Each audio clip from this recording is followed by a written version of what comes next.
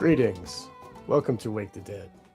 Today we are furthering our deep dive discussion into the Epstein files.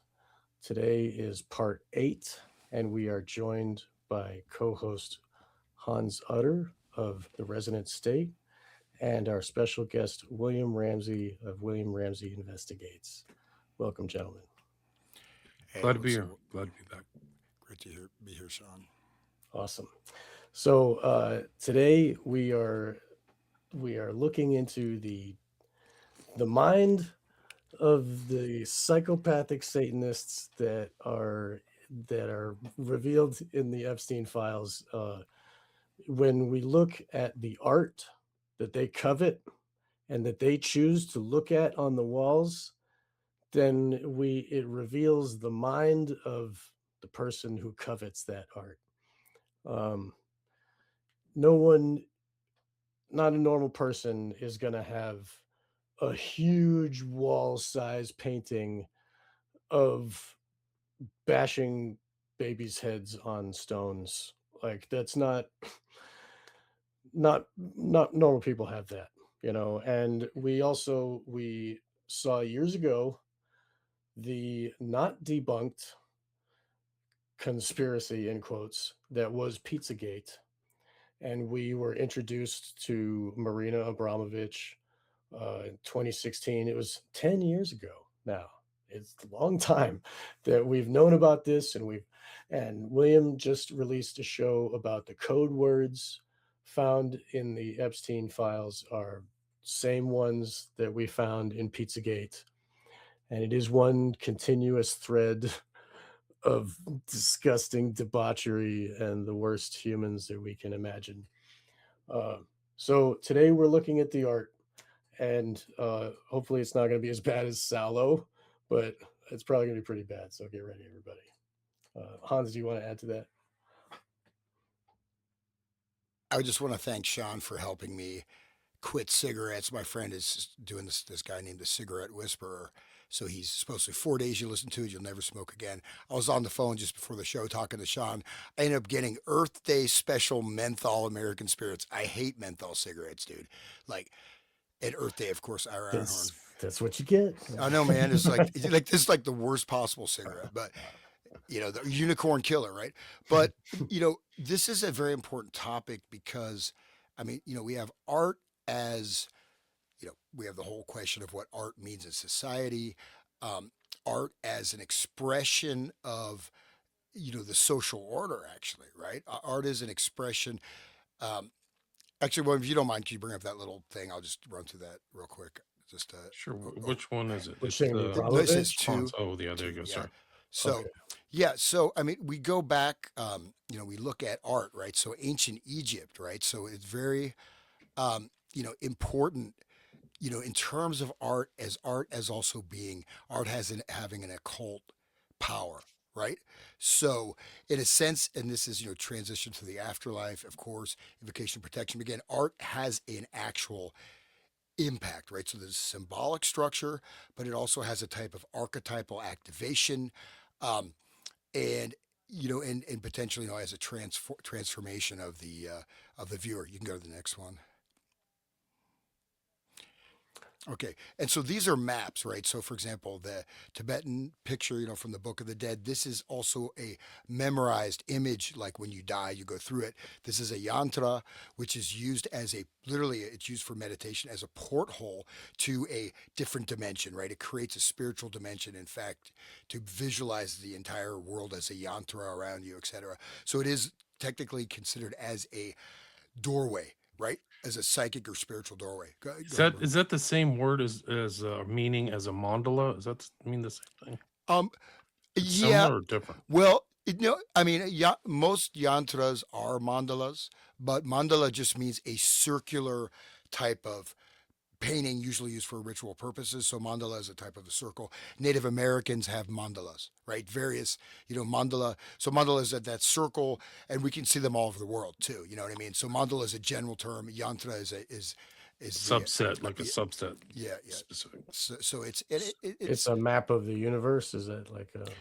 well, it's see, this is not a map of the entire universe. This is a Okay. particular psycho spiritual energetic doorway through the visualization that Oh, I takes see. you into, you could say, a particular, this is not, I mean, sort of you connect with the energy of the deity, right? So you'll be able to summon, you enter into the dimension, it's called, the yidam, you enter into the ritual space of the deity, then that energy becomes accessible to you also, right? Oh, So the as you can mauve see, zone, right? The mauve zone of the typhoon order. Anyway, never mind. yeah, yeah. So, but so and it, so it's actually, though, it is a technical device, right? It is used specific ways in meditation. It creates, and it's actually seen as a. It has to be activated, right? You have to activate it. You have to know how to do it, right? You don't just look at it and, well, you're in the new spiritual dimension. But it's very important, and these have extremely important functions, and in fact are also maps to these different, so you say, astral dimensions, right? You could say, or planes, or they would, someone could say spiritual, astral, whatever, or just modes of consciousness, right? Just different. And you can also get the energy, you extract the energy from the deity, from that, what that deity is holding, so to speak. So we can go to the next one. Okay, so here's another example. We see a lot of very interesting artwork in alchemy, right? So alchemy is, and the artwork and the symbolic stuff is very important. You see a lot of really cool, if you look through some of these, well, maybe not cool, but the old books like on witchcraft, old alchemy, there's some very, you see some of the most far out pictures in alchemy books, right? From like Middle Ages, like amazing stuff will just blow your mind, right? I mean, in all your different kinds of these, you have like the famous one, with this, like the six pointed star, and there's as above so below, these examples, right, of this. But so the alchemy, is, this was an important thing. You have, of course, all the astrological lunar, and so again, this is also functioning as a map. Also, it's encoded. It's a type of encoded knowledge, through what you call art, right? So it's a type way of encoding information or knowledge. Kind of Um, like the sigils, the Goetia and the Solomon's Key of Solomon and that type of stuff too, right? That's meant to be stared at, and they do the same kind of meditation on those symbols, right? Well, absolutely. So, I mean, the image, so in a sense, you could look at the image as these are very condensed forms of information, right? And so these are experienced technically, if you have the right development, by both left and right hemispheres of the brain. Okay. And then they encode the information, but they also, um, it's also initiatory. It initiates you, and it also gives you access to a secret language, right? A secret language, but then also it serves as a, go ahead, Sean. Yeah, Also, like the tracing boards of Freemasonry. absolutely. Like each level of Freemasonry, they give you an image to study the symbols, and it's like the whole thing is gives you all the symbols you need basically for you know like William and I talked about when we were doing Eyes Wide Shut. We were talking about the winding staircase, and that is on the tracing board, and that's something that they have to meditate on and stare at and think about. It's part of the initiation. And that's something also, just to expand, a little bit, if for those who are very detail oriented, looking at some of the, just the way they live, right there. We saw spiral staircases, I think, in some of these buildings. And there's a lot of the stuff that's encoded and embedded with symbolic meaning. And also, well, I'll get to one of the more sort of important aspects of this, but yeah, absolutely. 100%. Yeah. Um, you can go to the next one if you want. Okay. So this is a Greek, Greek art, right? The on a vase. So this is another example, and this ties in with the Elysian mystery rites, also, right? So the Elysian mystery rites, and this is also, here's the thing, that it's sort of like when, counterculture music started hitting the top 40. Most people didn't know what the counterculture was, right? If you're not initiated, you don't get the meaning of the artwork. If you're initiated, you get a lot more, meaning from that. And that also goes into, we could tie that into Plato, how art really shapes and creates the social environment. Art has a tremendous impact on the society, right? It influences. In fact, like Jacques Attali, right? The French kind of globalist, really interesting globalist guy. He talks, and he's connected, same type of circles. Not as, I don't know about Epstein, but planning this whole new future. He says art, if you can control the symbolic layer of the culture, you control the culture. You steer the culture through these symbolisms, right? So that's also part of it. But it separates the initiates from the non-initiates, right? The initiate is going to get a lot of information through that. But the same thing as I mentioned, late mid 60s, you have music that's obviously drug reference, but then nobody, on the top 40 radio, nobody knows it's a drug reference, even though, like, Lucy in the Sky with Diamonds, yeah, come on guys, that's not about LSD. He finally admitted it. Wow, big. But what I'm saying, so there's all kinds of code. Rock and roll, there's all kinds of code for sex, right? Right. Sex, drug, everything is, the Cheese slang. pizza in the hot dogs with the map, right? Yeah. Right. Yeah. Yeah. And the handkerchief. Don't And forget the the handkerchief. handkerchief. Right? That Yeah. was from that sequence I showed for Enchanted, remember? They were literally folding handkerchiefs, Yeah. remember? With Yeah. the Bale pizza oven and the pizza. Okay. Right. Yeah, so we can go on here. I'll just finish up my little intro thing. So this is another example of a particular, type of yantra. So this is also a yantra, right? So it's not, technically it's not a mandala, right? But it's a yantra. This is used to invoke the energy of the deity. Okay, this is used to bring either the archetypal energy or even to summon, right? To summon, to communicate, so technically you're using this to invoke something, to bring something into being from the non-physical to the physical world, whether it's an archetype, whether it's an entity, depends on what you believe. But so there, and these are used, and they're used with, of course, in conjunction with rituals. But this serves as sort of the the portal through which the deity or the energy or the archetype will flow out, right? So they're, in a sense, they're used for summoning. So that's also another important function of art, at least art in the context of occult and ritual things. And that I think there's a case to be made that this art can be at least grouped within that, among other categories. And we do the last one is just these are all the different alchemical symbols, right? So look at how many places we see these everywhere. And I didn't, you know what? I've got other. Oh man, I didn't send it to you. I could do it later in the show. So I have a whole bunch of images using the stuff we just covered in modern advertising. So how these things are fed into the culture, right? And they also, considering they're believed to like a sigil is believed to have an impact, right? Whether or not you know it's a sigil or not, it's believed to have an impact, as well as maybe being a message for insiders, etc. So cool. Okay, that's my little uh, intro thing. So, Great. And one of the interesting thing when Sean was doing his intro is that I was doing a lot of research today, just kind of following up. I could probably do 6 hours on this topic. I'm not kidding. But I came across an article. I never read art mags or anything like that. But this article is literally from 2 days ago. And it's about a guy named forgot what the writer Sophia Earlstrom, but the title is Meet the Psychologist Who Reads People Through the Art They Live With. And that's what I think we're going to do at least tonight, maybe in another episode as well. But it's interesting what Sean says about Abramovich. There's Abramovich on the book stand right there. That's her, like with her finger in her mouth. so this is this guy's house, right? So he's sitting next to him, he's kind of saying what he's about. I don't know if it's him but it's in the picture. Let me scroll down. Let me see if I can go through this person's name is Sivrikos, and he's from Greece. But it is interesting that he has this picture, and there it is. There she is. That's her in this kind of black and white picture. Wow.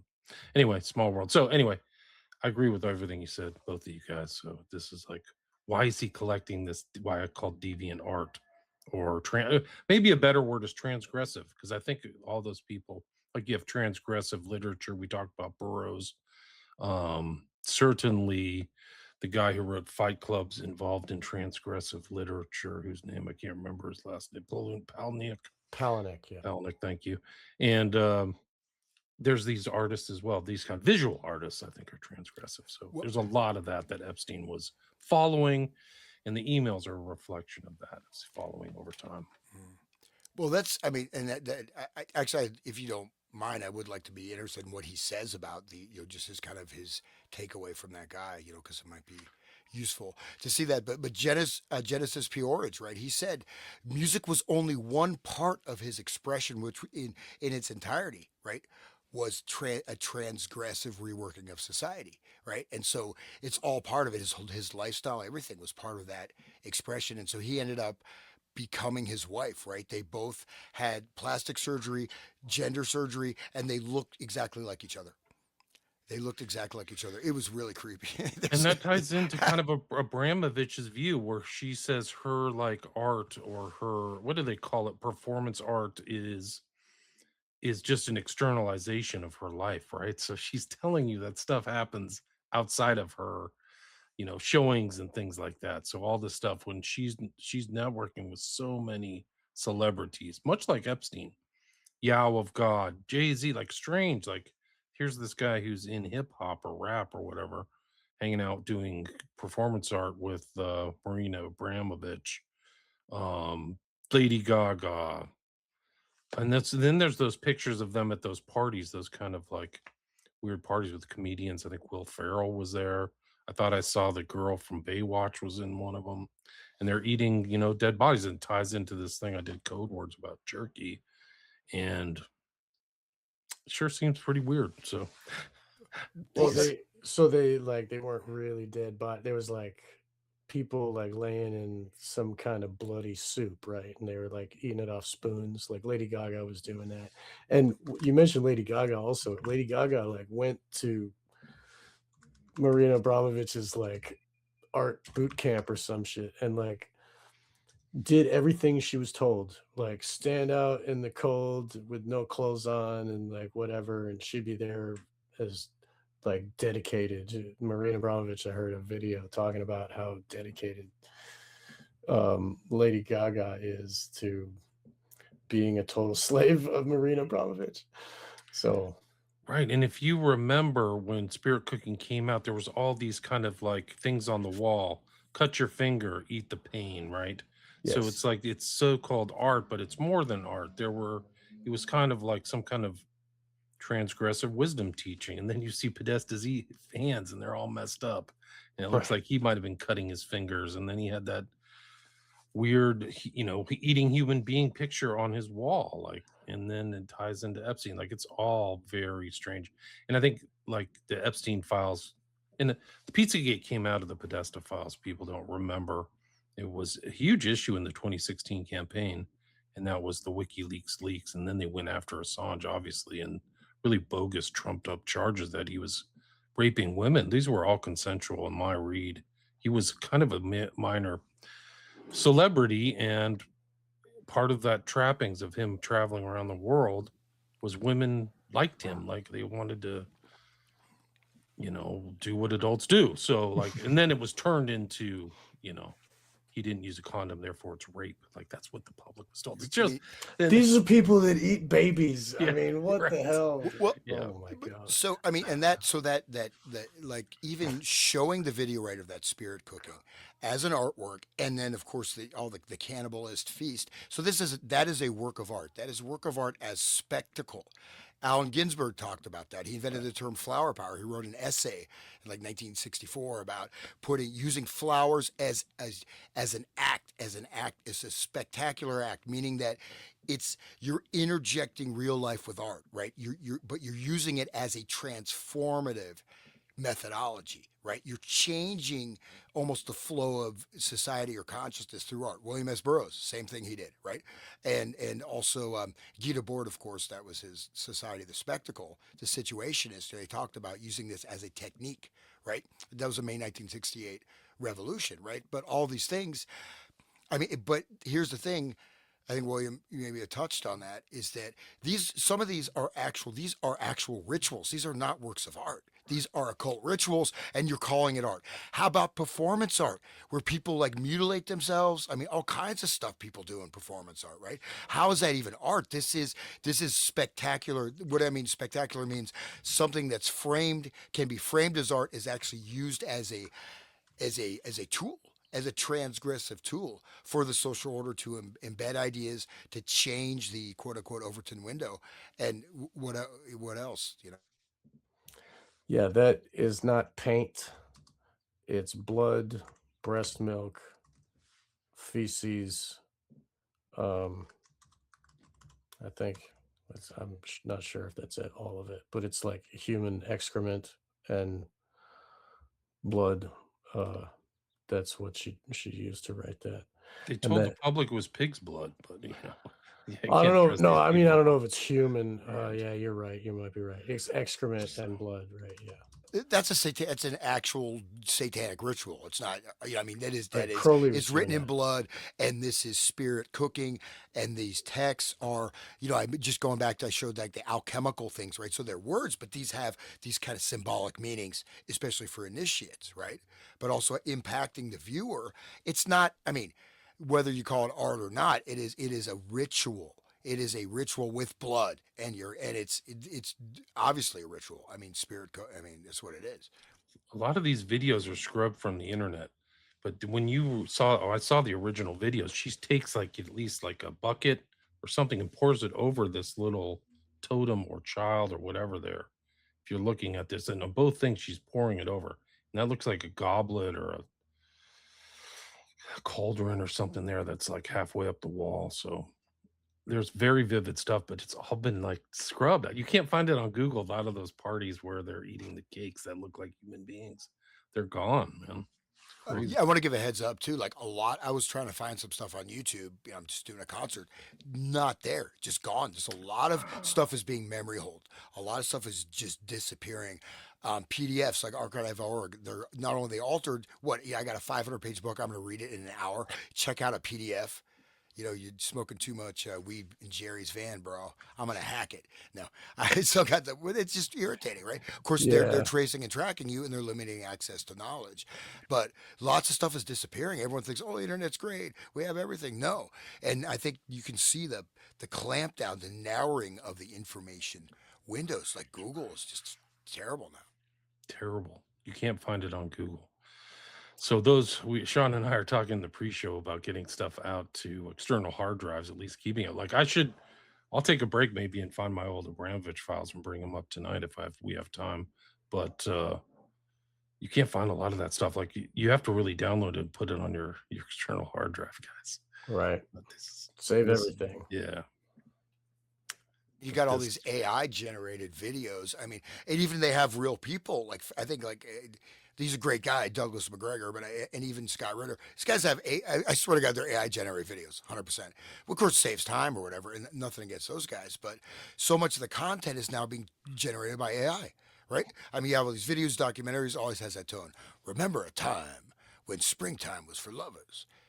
This changed, the blood soaked event will change your life. What I mean, whatever. Just but it all has the same certain diction style. But again, this is you know when this starts creating content, you lose your own ability to create content. AI, in a sense, is feeding off of human beings in that you know people are losing their ability to think and even perceive things like this, and then they're very easily victimized.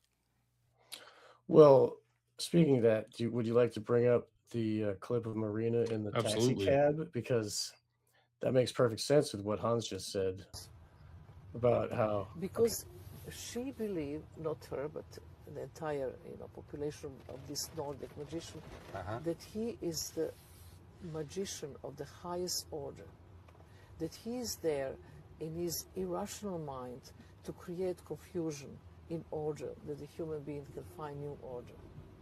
New It's not order. so stupid She's thinking talking about this Trump. in that way. It's completely turning things upside down. Because since Trump is around, things are changing. Right. He's the magician of the highest order to turn everything around. He was So, dressed as that magician. He's dressed as that magician in that kind of shawl, the red shawl. I'm trying to yeah. find that picture. Yeah, the red and white are the magician Yeah. colors of I, the starfire and the semen or whatever. But still, like basically the Trump derangement syndrome is warping people's minds in the way that all of this is being done. Like, I mean, there is no longer, like, even the Tea Party was kind of a joke, but those people are now like MAGA and this whole, rope them in and drag them over here. And like, like it was such a mind control operation. And Trump is a magician of the highest order to be able to rope people in like that and make them believe the total opposite of what they used to believe. you know she's right. She's being honest about this new world order that they're bringing needs Trump to do the blackening. And like, with in order to build something up new, you got to burn away the old. And that's Trump's job. Yeah, I've got to post the show, but I was looking at various analyses, different things of the Iran war, which I should have put out earlier. But I had a pretty difficult time, but I'm still alive. That's good. But the thing is that this particular entity, like if you see his tweets and you see the weird stuff he does, anomalously. Now, there's also another reading that some of the stuff is being done deliberately. I mean, these are very jarring things he's doing, right? Just jarring. Just like, what the hell is going on here? Oh, this one with the demon, man. I love it. Ah, yeah. There you go. But I mean, is ball? Yeah. I mean, that is ball. That is ball right there, dude. I mean, and this is just one of many things, right, that he's doing. And why would you release that? I mean, this is in your face. So this is maybe saying, I talked about that type of symbolic communication for initiates. He could be giving a message to the global elite. Here's what I'm actually doing, guys. You know what I mean? It's quite possible. I mean, there's a lot of communication through symbolic language, not just like programming, but from elites to elites, or put the message out in a wide scale. Oh, on the surface, it seems like I'm doing something really effed up. No, I'm actually doing it for this agenda. Oh, okay, this is cool, right? So it's possible, right? The elites would know that. There's maybe no way to communicate that message directly, without a lot of fallback. But this allows those that know, or people that are embedded in positions of influence, to steer things in certain ways. There could be, so. This is from Richard Willett. So it's at WTA Rich. I'm actually interviewing tomorrow about his new book about elite quest for immortality. So it should be interesting. I think it's tomorrow at 11 a.m. Pacific if anybody wants to listen to it live. But he pretty much caught this right away. He works with Iconic, but So he's doing the magician card, just like a Maria Abramovich. So here we have, that's deep. That's really deep. I didn't even catch that. That is exactly what I started out saying, right? You see it right here. And this is also invoking the archetypal energy through the image, right? Bringing, so you can say they could be used to invoke, some would say an entity or whatever, or also just to you could say archetype, right? Archetype of the hero during World War II, shown in movies. I want to be a hero, so that's an archetype, right? That's a collective thing that people can relate to. So archetypes, you know what I mean? Like gangster rap is a type of archetypal communication. It creates an archetype, connecting much deeper, than conscious mind for these things. So this is an archetypal communication, and here we have it directly with the Abramovich video. That's pretty compelling. Just like the first day of 2016 had on all the picture, or all the newspapers had the burning tower in Dubai, and that was a message between the elites to the elites that Trump is the one for 2016, 16th Trump card. It's so they do show these images. And now with, like, Twitter is a mind control device, and now he's got his own one, the truth thing. Like, I've never been over there, but like, it's probably why wouldn't you go over there? It's designed. called The Truth. It's Pravda, baby. Right. I'm sure you're going to get the That's true. truth. You Yeah. can listen to him do his deranged tweets all the time, man. Yeah, on On his Easter Day, he's like, "Oh, today's Bridge Day," and like, what the? And he's saying like, "Open the straits, you bastards!" Like, what the fuck? You're just screaming into the praise text. be to Allah. Like, Yeah, what the hell and are you that talking about? stuff, dude. That That's insane, dude. I mean, no, he's but this, probably saying that for the people that yeah. are in the United Arab Emirates that think he's been abandoning them and all that shit. I don't know. Never mind. Go ahead. Yeah, I'm sorry. I hope it doesn't, hit. I'm sure it will at some point, but I mean, there already is, right? I mean, mass starvation, global food shortages, you know, electronic. There's some of the, it's going to take, some time to trickle through the supply chain, but electronics manufacturing, like all kinds of different things are affected by this. I mean, the entire global economy is affected. I mean, massively. And just to keep prolonging it when, as I said, we did it. It was the second day of the war. I said U.S. lost already, and I was 100% right. Right.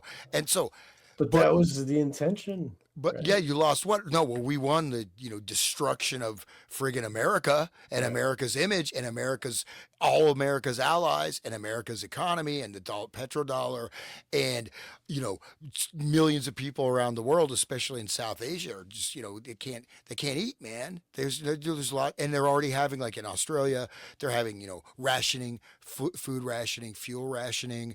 Um, and so but anyways, that's sort of a tangent, I but didn't that's, see that on Fox News. Why didn't I hear about that? but did you buy your Trumpy bear yet, William? No, but can we do Trumpy Bear on the outro? Yeah, For We the have to, sure. man. audience? That's great. Dude, I'll pull it up, and you y- guys keep Guys, we talking. have something extra double special for you at the end of the show yeah, tonight, which stick is around to Trumpy the end. Bear. Tell your And I friends. wish we were still recording when we did it because we were laughing so freaking hard. It is Right? so Yeah, funny. you guys had never seen it before, and Oh, like, it was you're in for a treat. your pure You are reaction truly was do. great. It was full on laughter. No, I was just I was in a state of shock, but I have to say at the time, probably one of the funniest things I've ever seen in my life. I mean, it's stunning. It's There's like a dollar for that. There's a real dollar there. $39.99.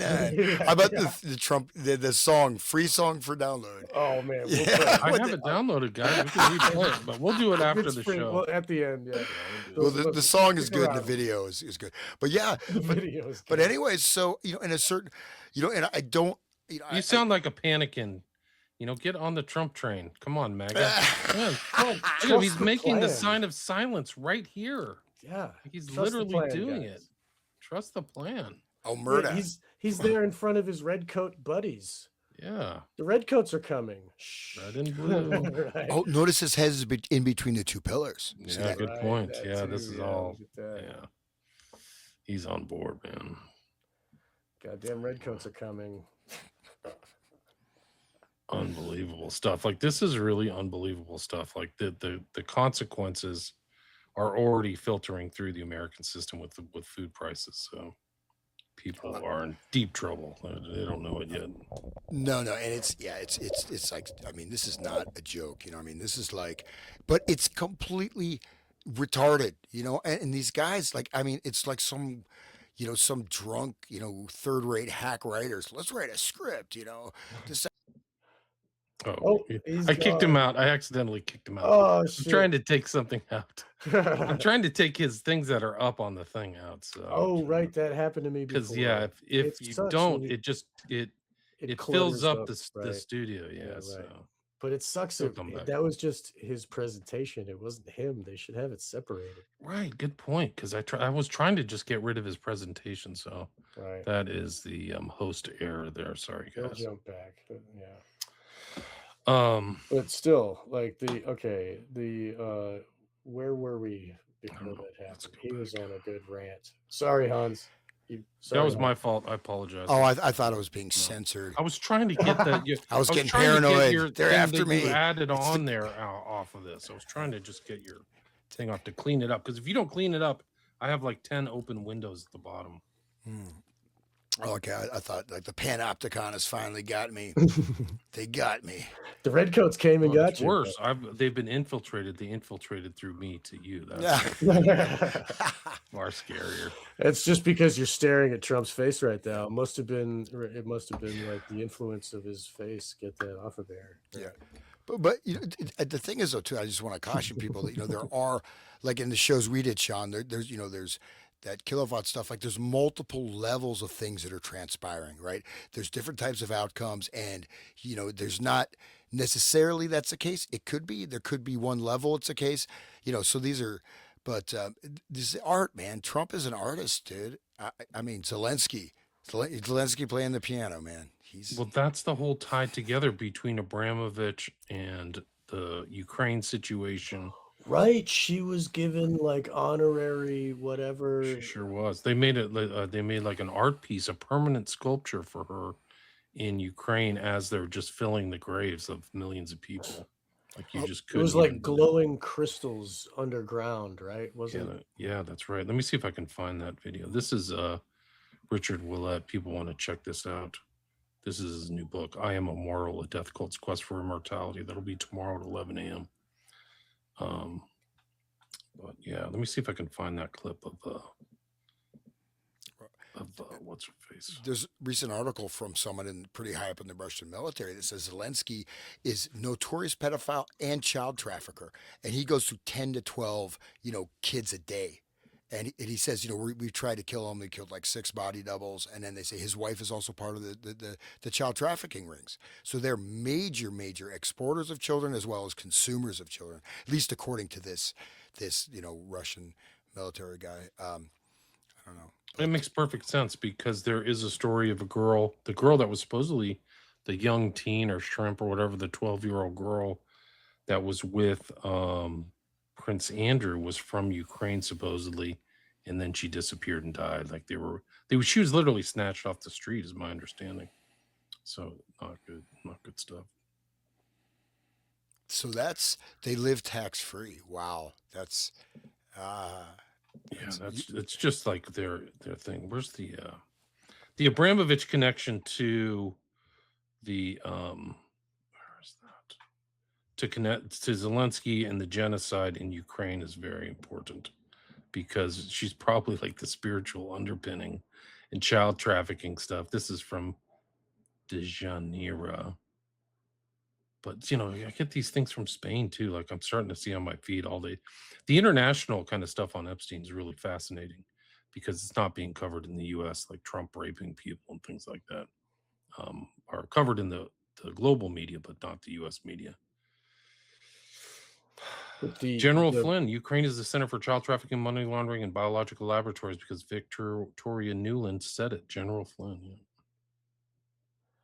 the lots of biolabs, human experimentation stuff, and a lot of these stories that come up, they're scrubbed, But this stuff has come out, kind of piecemeal. That the Ukraine was like a whole, just a center for all this stuff, man. It's like the Wild West of pedos or whatever. and don't forget the blood soaking the ground feeds their evil deeds. I mean, it is the human sacrifice. The war is. It's white. Well, I hate not being a whatever, but I mean it's Slavic genocide. It's white genocide. They're wiping out Yes, millions, entire stock, entire genetic. I mean it's a stealing them from the street. yeah. I mean, but you can look same thing. Look at World War One, right? World War Two. These are culling the populations. Who knows what world history would be like? Probably some of the best and bravest people were just sacrificed. And then you have the flu, right? This is from the vaccine. Anybody who didn't get vaccinated did not get the Spanish flu. It was from the injection. The Spanish flu was, and that killed millions of people, millions and millions. So there you go. This depopulation stuff is, going on. It's a death cult of Satanists that are psychopaths, right? Yeah. This is episode 8 of us saying that. Yeah. Ties So, into all that stuff like white noise and all that stuff. It's all intentional to oh, kill people off. They're happy to kill. They want to kill millions of people. That's what people cannot get about like the Baalists and Israel and stuff is that they want to kill. One of the interesting things that happened out of Israel is after they're like bombing kids and stuff like that in Iran, they're like had this one guy, he was the former prime minister, he's like Naftali Bennett. He's like, yeah, we're gonna get Turkey next. They're not done with Iran yet. Like they're gonna go after these guys. They're just gonna keep killing and slaughtering. It's not gonna stop because that's what they believe. that's right. They're not going to stop till we make them stop. Like they're like, oh, nobody's stopping us. I guess we'll Yeah, go for turkey next. And crazy. also, this is when you No, this perform a lot problem of is black magic and stuff like that, you have to do blood sacrifice. You have to, transition to karma. A lot of stuff is for rituals, and because of the massive amount of stuff they're doing, is a almost insatiable appetite for blood. Because you lose the grip on these things. You got to keep offering blood up. If you go down that path, and that is let's kill more, kill more. And so they don't care, man. No, it's all black magic, blood, sacrifice stuff. They're happy. You don't even mention in the media like there's 3 million dead people on that front, and then Iran is going to be just like the global like consequences of American sanctions are in tens of millions. Cold War and all this stuff, and now it's just gonna get bigger, and it'll probably never be featured on the hyper controlled American media. Will never the public is under the most vicious mind war assault in human history.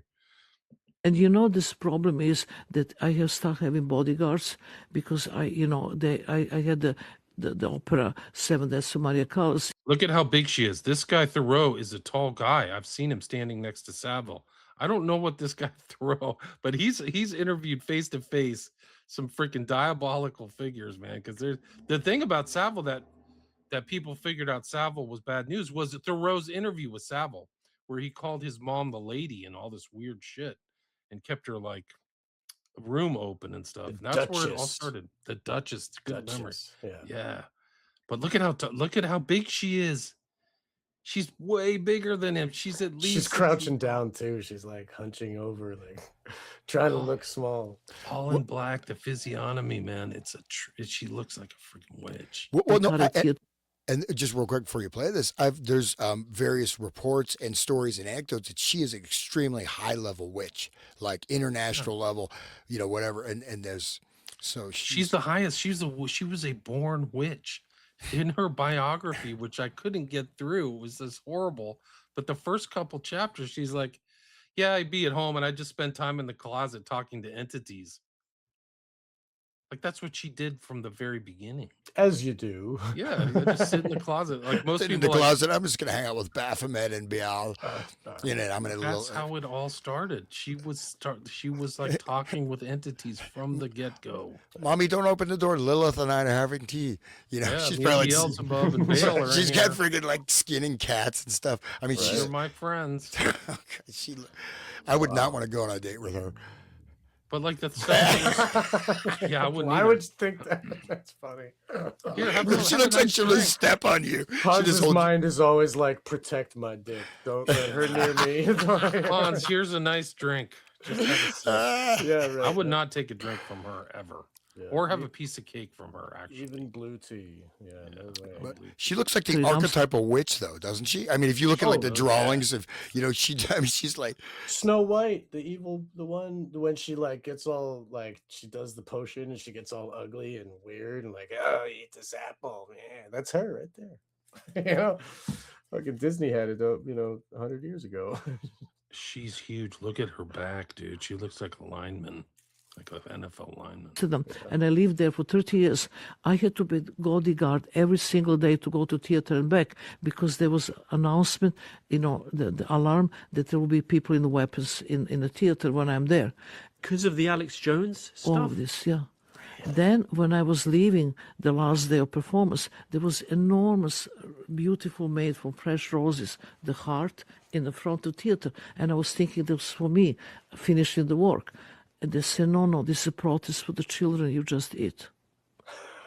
Honestly, it's not fun at all. And I am just horrified by this. But so it's not fun to eat children? I don't understand. Is that what she's saying? It's an honor for the children you just ate. And I was thinking this was for me, finishing the work. And they said, no, this is a protest for the children you just eat. Honestly, it's not fun. It's for the children. This is going to be a meme for me. That's a really good troll. That's a good troll move to like give her that. Dude, that's great. I dig those activists that are doing that kind of art. That's art too. When they're bringing it to her face and making her, showing her like, that's great. Does she? But I don't think she denies she eats children, right? As it goes on, she just like, it was in bad taste, right? It hurt my feelings. Right. It's terrible that the slaves are getting so unruly. Yeah. Somebody control them. How dare they speak to me that way? I'm a stone cold witch. All my friends are the elites. Right. This will be my new icon for my for my Twitter feed or something. That is awesome, man. I love that expression, man. He's just like, How does he get these like interviews with them? Like this, His eyes are like bugging out. yeah, He's like, I better get out of here, man. She may yeah. sit on me. Well, the Man. babies you ate. Well, what's the next question? For people who don't know, this is like the connection between Abramovich and Epstein was this Edge Foundation, which Epstein was the #1 beneficiary of the Edge Foundation. He was the one who financed most of it. He was like over 50% of the funds that go.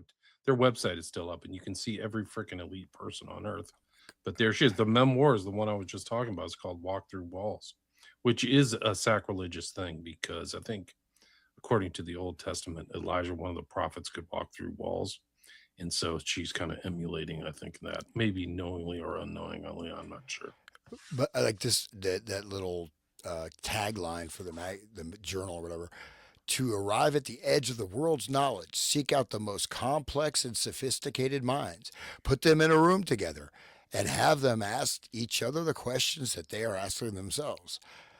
Okay, so that's like kind of a mastermind thing, but um, this is like like talking about her exploring the physical and mental limits of her being. She has withstood pain, exhaustion, and danger in the quest for emotional and spiritual transformation. And then I don't know these other artists, but and transitory objects for human and non-human use. Transitory. So look at this. Abramovich better work with performances, sound, photography, video, sculpture, and transitory objects for human and non-human use. So these transitory objects, this means they are a form of transaction. There's capitalized. That's what I said, as a portal, right? Transition, as in, Right. and for human and non-human use. So she's implying that, okay, well, this is a non-human entity. It will come through this artwork. We'll use this to summon this through, because these are the Right. transitory object. There's And there's we some can other feed meanings to it that. with these actions, right? And we can give it, it's like a way of giving offering and also taking, that's like you said, the exchange between. So Abramovich, she put herself through the Grok process. She like did one piece of art where she spent like hours, I forget how many hours, where she just stood there naked and there's like a table of all these implements of torture or pleasure, and she says anybody can do what they want with my body. And she had a loaded gun, like she had like, and people at first but by the end they were really putting her through the ringer and give her, I think they had to stop.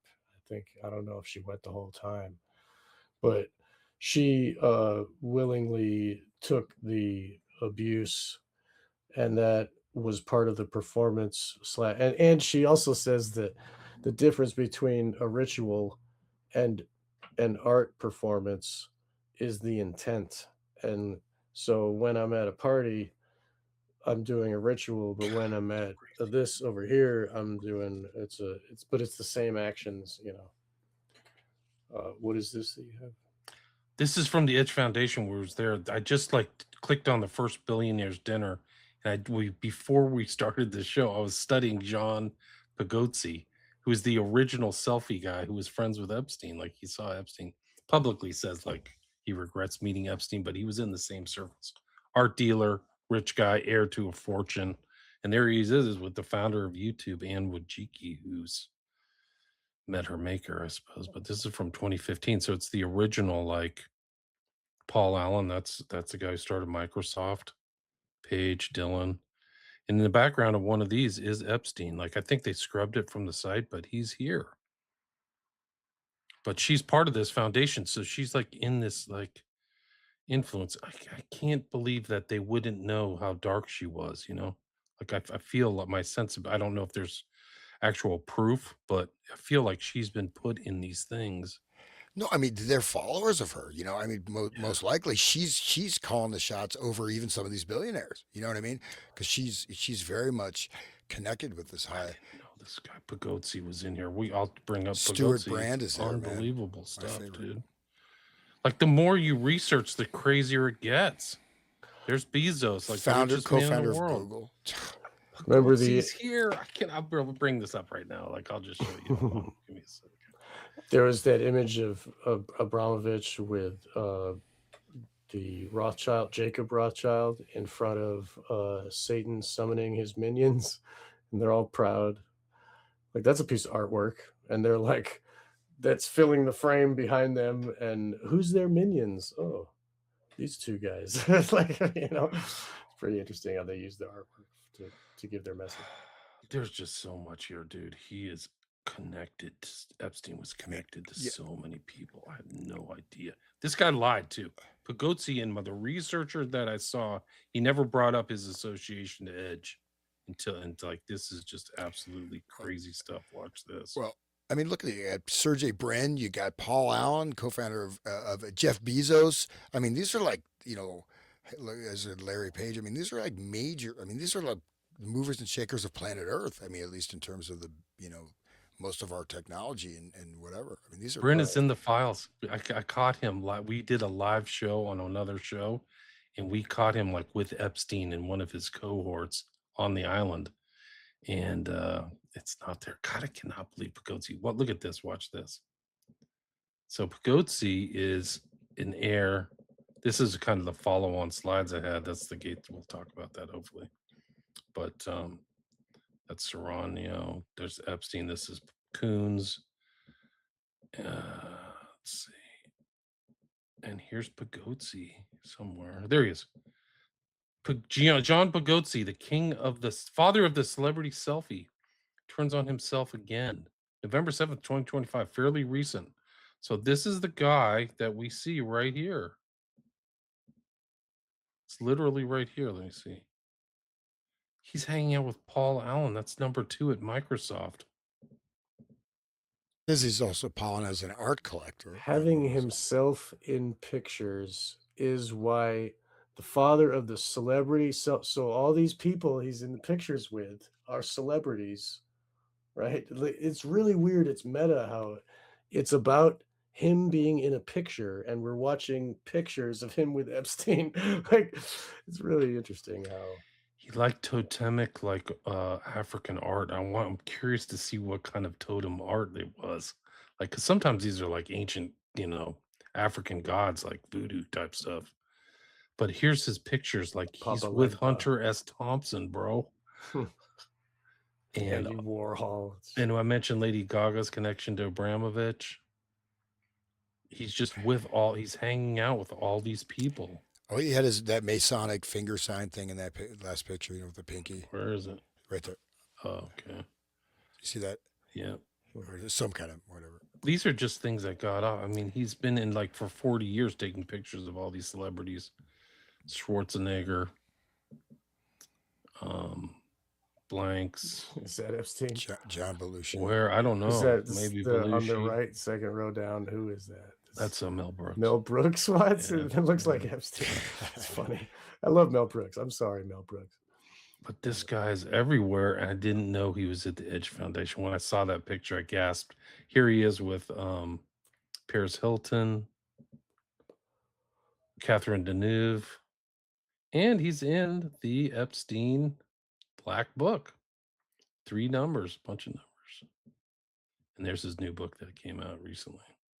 So when he's getting selfies with these people, it's probably like what Hans was saying before. It's a signifying. It's a message from one set of elites to other set of elites. Look at these people are in the club, right? Like, I think so. Not Mel Brooks. I see the comment. No, not Mel Brooks. Yeah. I'm not. I used to like Mel Brooks. Now I hate him. Oh, don't tell us why. I will tell you why. Okay, good. Thank you. Anyway, so yeah, so you're going through a series of images, William. Do you want to get into that? Yeah, I do. I just want to see if I can find a picture. Epstein's at one of these. This guy's Brockman is the intermediary between Epstein and Abramovich and all these people. And he was in Pizzagate too, right? Brockman, I don't know. Oh no, that was Brock. There's Pagotzi again. He's there every freaking time.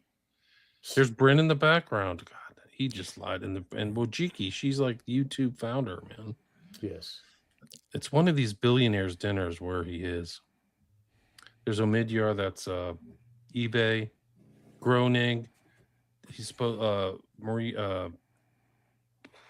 Virginia Giuffre said that she gave him a foot massage. So this whole foot massage power thing that happened.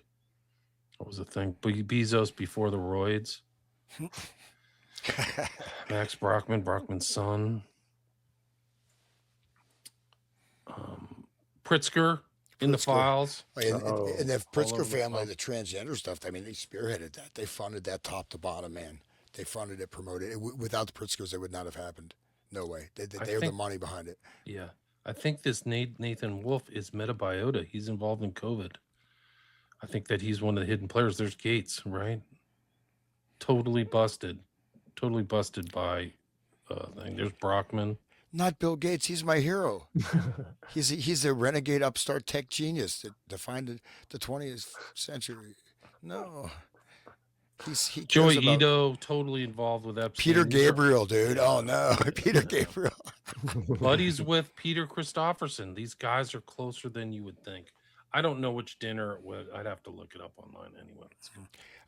Well, if you don't mind, I just have one other quick little. I left some images out. We'll just look at just real quick some corporate logos to show how this stuff trickles down into, mass. Do you want to bring it up? It's on your. I sent it up to you. It's just here there. I don't see it. It says, present. Okay, I loaded. Oh no, because someone kicked me out of the show. I did. I was trying to get rid of your. That's why, man. Oh, we want to go back. There it is. All right, yeah. So just to show like some of these images, right? I don't want to say anything about that. So this is like Clockwork Orange, right? So here we have lots of symbolism, as above, so below. All the eyeballs. I don't know if someone wants to count them. I'm feeling, it's not a test. I'm just feeling lazy. 15. Okay. But yeah. Like bowling pins. Those are, but those, Same so, setup. but these are where these types of imagery and stuff gets into the mass mind, right? Communicating and also using archetypal, influencing, right? Influencing people's, programming subconscious imagery, right? You're putting in subconscious cues. Certain images, they were seen as having certain power. They would not be released from the initiates. And now, of course, revelation of the method, right? Here we are. But not only that, initiation of the population as well. So you can go to the next one, I guess. That's right. Bill Gates had Abramovich on for a ad or something like that for Microsoft. Google Glass. Google Glass, and then people got no, pissed. it was Microsoft glasses. Yeah, right. They got really angry and took it off. So like he's connected to her as well. So let's see if I can find that. So logos, branding, algorithmic manipulation of people, configuration of people, nudging, right? So this brand archetypes. I mean, so these use archetypal energies, right? So the brands themselves are invoking things that were done, previously through ritual art. So this is an example of the brand archetype personalities who we can see. What kind of brand are you, William? Caregiver, everyman, belonging, jester, lover, hero, magician, outlaw, sage. And so you can see provide structure, explore spirituality, leave legacies. These are the circle. It's also a mandala, right? So this is from, corporate advertising. And then we have share there, with the Egyptian Eye of Horus, and right there, she's. Perry. Oh, sorry. It's all right. Same thing. She looks like Cher. I just saw the Eye of Horus. I guess I didn't look that close when I downloaded it. But still, Katy Perry. Cher also has similar stuff for the Egyptian stuff. Katy Perry had the eye blink problem after she got the jab too, right? Isn't that ironic that she's doing the eye thing with the? Yeah. So she's got the one eye thing. You can even see, and even colors. These are very, very specific colors. These are not normal. Don't look at it closely. Oh, that's yellow. That's orange. These are specific shades of color with specific meanings, like the blue, like the colors in Katy Perry, formerly known as Cher. No, I was kidding. But there was a lot of this Egyptian stuff, like in the 70s, right? So there's some stuff, and of course, like was it King Tut? Remember that? So that's another way that novelty song by Steve Martin. Remember, William? You remember that? King Tut. What? Yes. Born in Bad. Okay, I'm not going to sing it. I won't. degrade myself to that extent, but I mean, again, he's not a good singer, but the song King Tut, Funky Tut, so King Tut, but this is this, and he has all the Egyptian iconography, Walk Like an Egyptian. Remember that song? Right? So, Of course. and these are ways of inputting things, right, into the cultural stream and also connecting, and then also connecting these interconnected elites. And you can communicate, vast amounts of information to those who are in the know without any direct communication whatsoever, right, through the media. So we can hit the next one. Um, so, um, so these are basically corporate logos that a lot of times are have sigils embedded within them, right? So there's lots of sigil magic within corporate logos. Maybe you'd want to say something about that, Sean. I don't know if you. Uh, it, I think people should look at Freeman Fly's work from 20 years ago. Maybe he was talking about how a lot of the corporate symbols have Freemasonic imagery, and he went through like a bunch of them, and so people should look at his work. But yeah, I agree. Like a lot of these, and we see that in everything, like the because these are archetypal mind control. It's a way of, and even like the names, like Pepsi, like Pep is uh, like the snake god, the evil snake of the Egyptians, and then Coke is like, there is another word for dick, for like these are Egyptian things. It's really interesting. Like I mean, it's not interesting. It's just weird how they take those energies and they recycle them into something that we don't really know.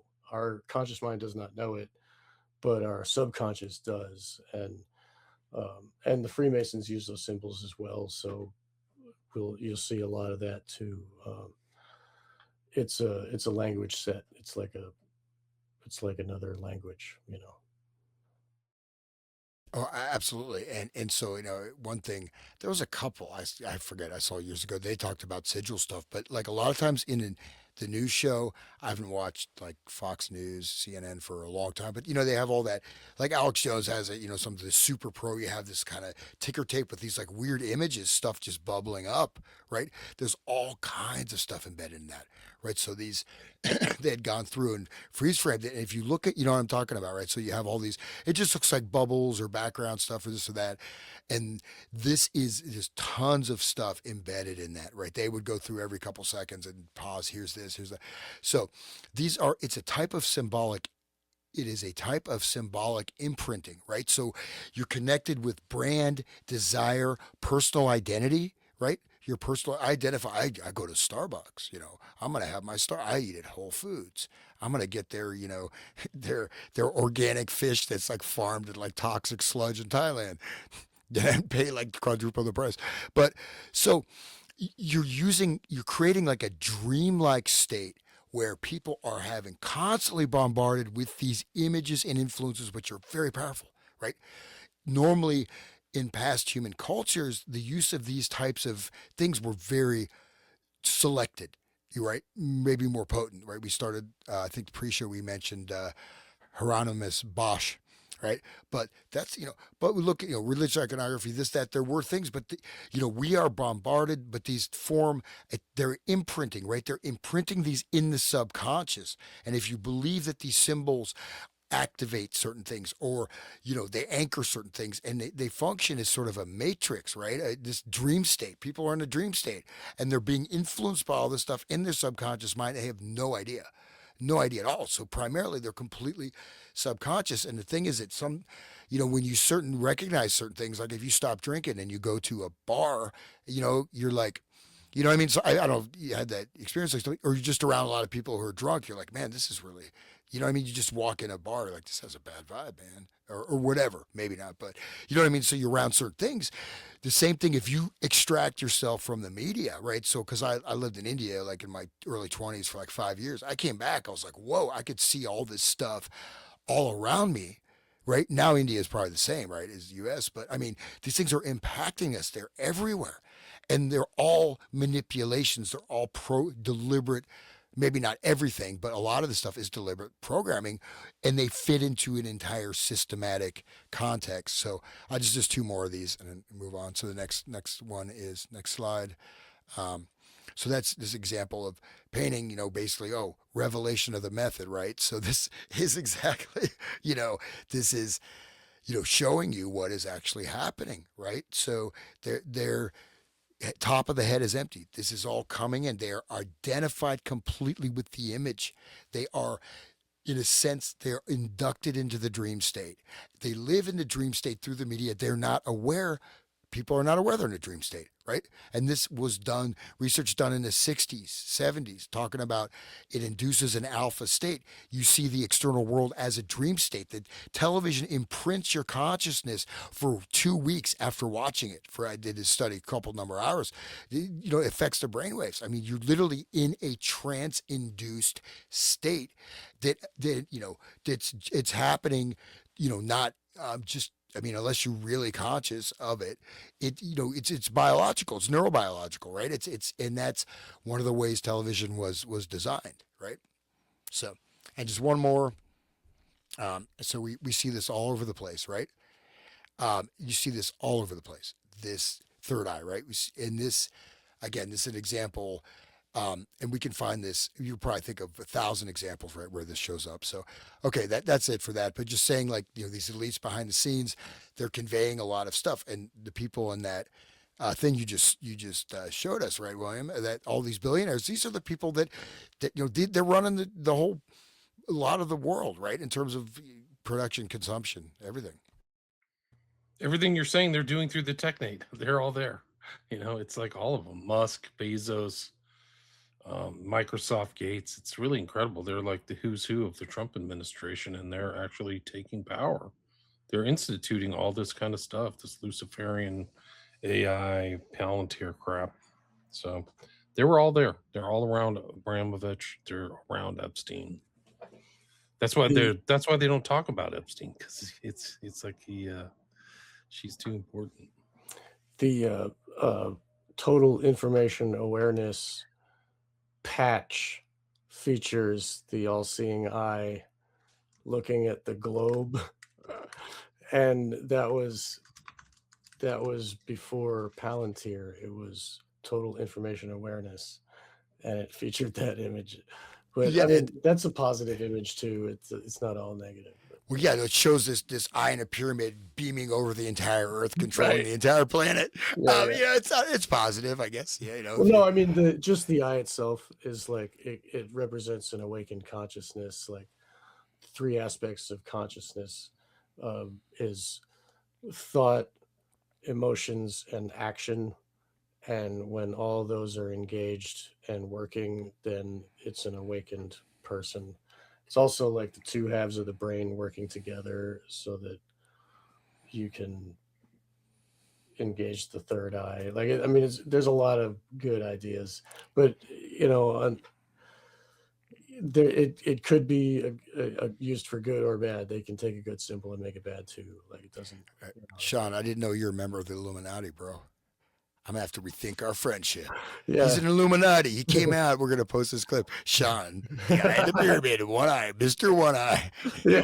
Yeah. There you go. But if you look at the dollar bill, right? So the meaning there is what? This is capstone. This is the the illuminated ones. I mean, no, I'm just teasing you, Sean. No, I get it. No, Mark Passio did a thing talking about how it's like or it favors our work. And what is the work? Are they building up the pyramid to block out the light of the creator? Or are they tearing down the bricks to expose the light of the creator to let that light shine?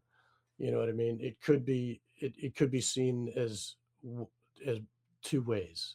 The pyramid could be almost built, or it could be being deconstructed. Like so. Anyway, there's good ways of looking at everything. You know what I mean? Even like I worry about putting the number 93 on my email because I don't want people to think I'm a Thelemite. But the idea of will being aligned with love is good stuff. That's like a good idea, and but Crowley was a psycho. You know what I mean? They take it and they can do what they will with it, and they change it around. So like the symbols, I just had to say that the symbol itself isn't necessarily bad.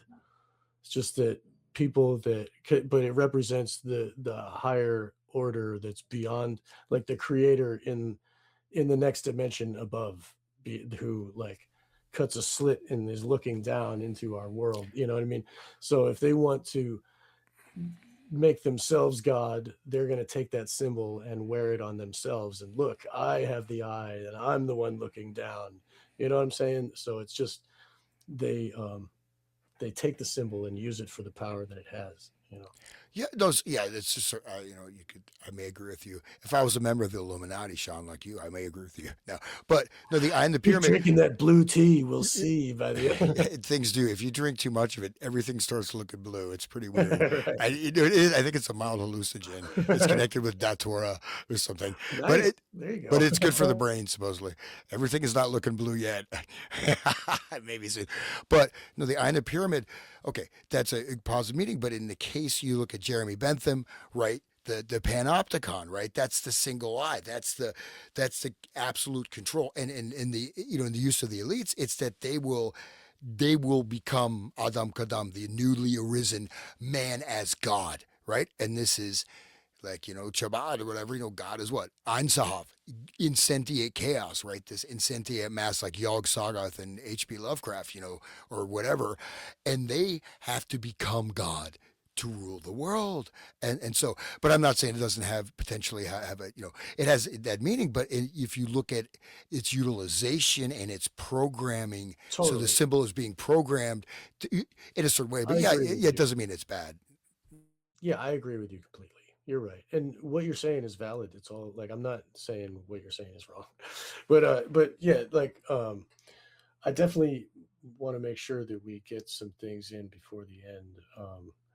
So like, do we want to talk about Pizzagate? Because we did connect it. It is connected.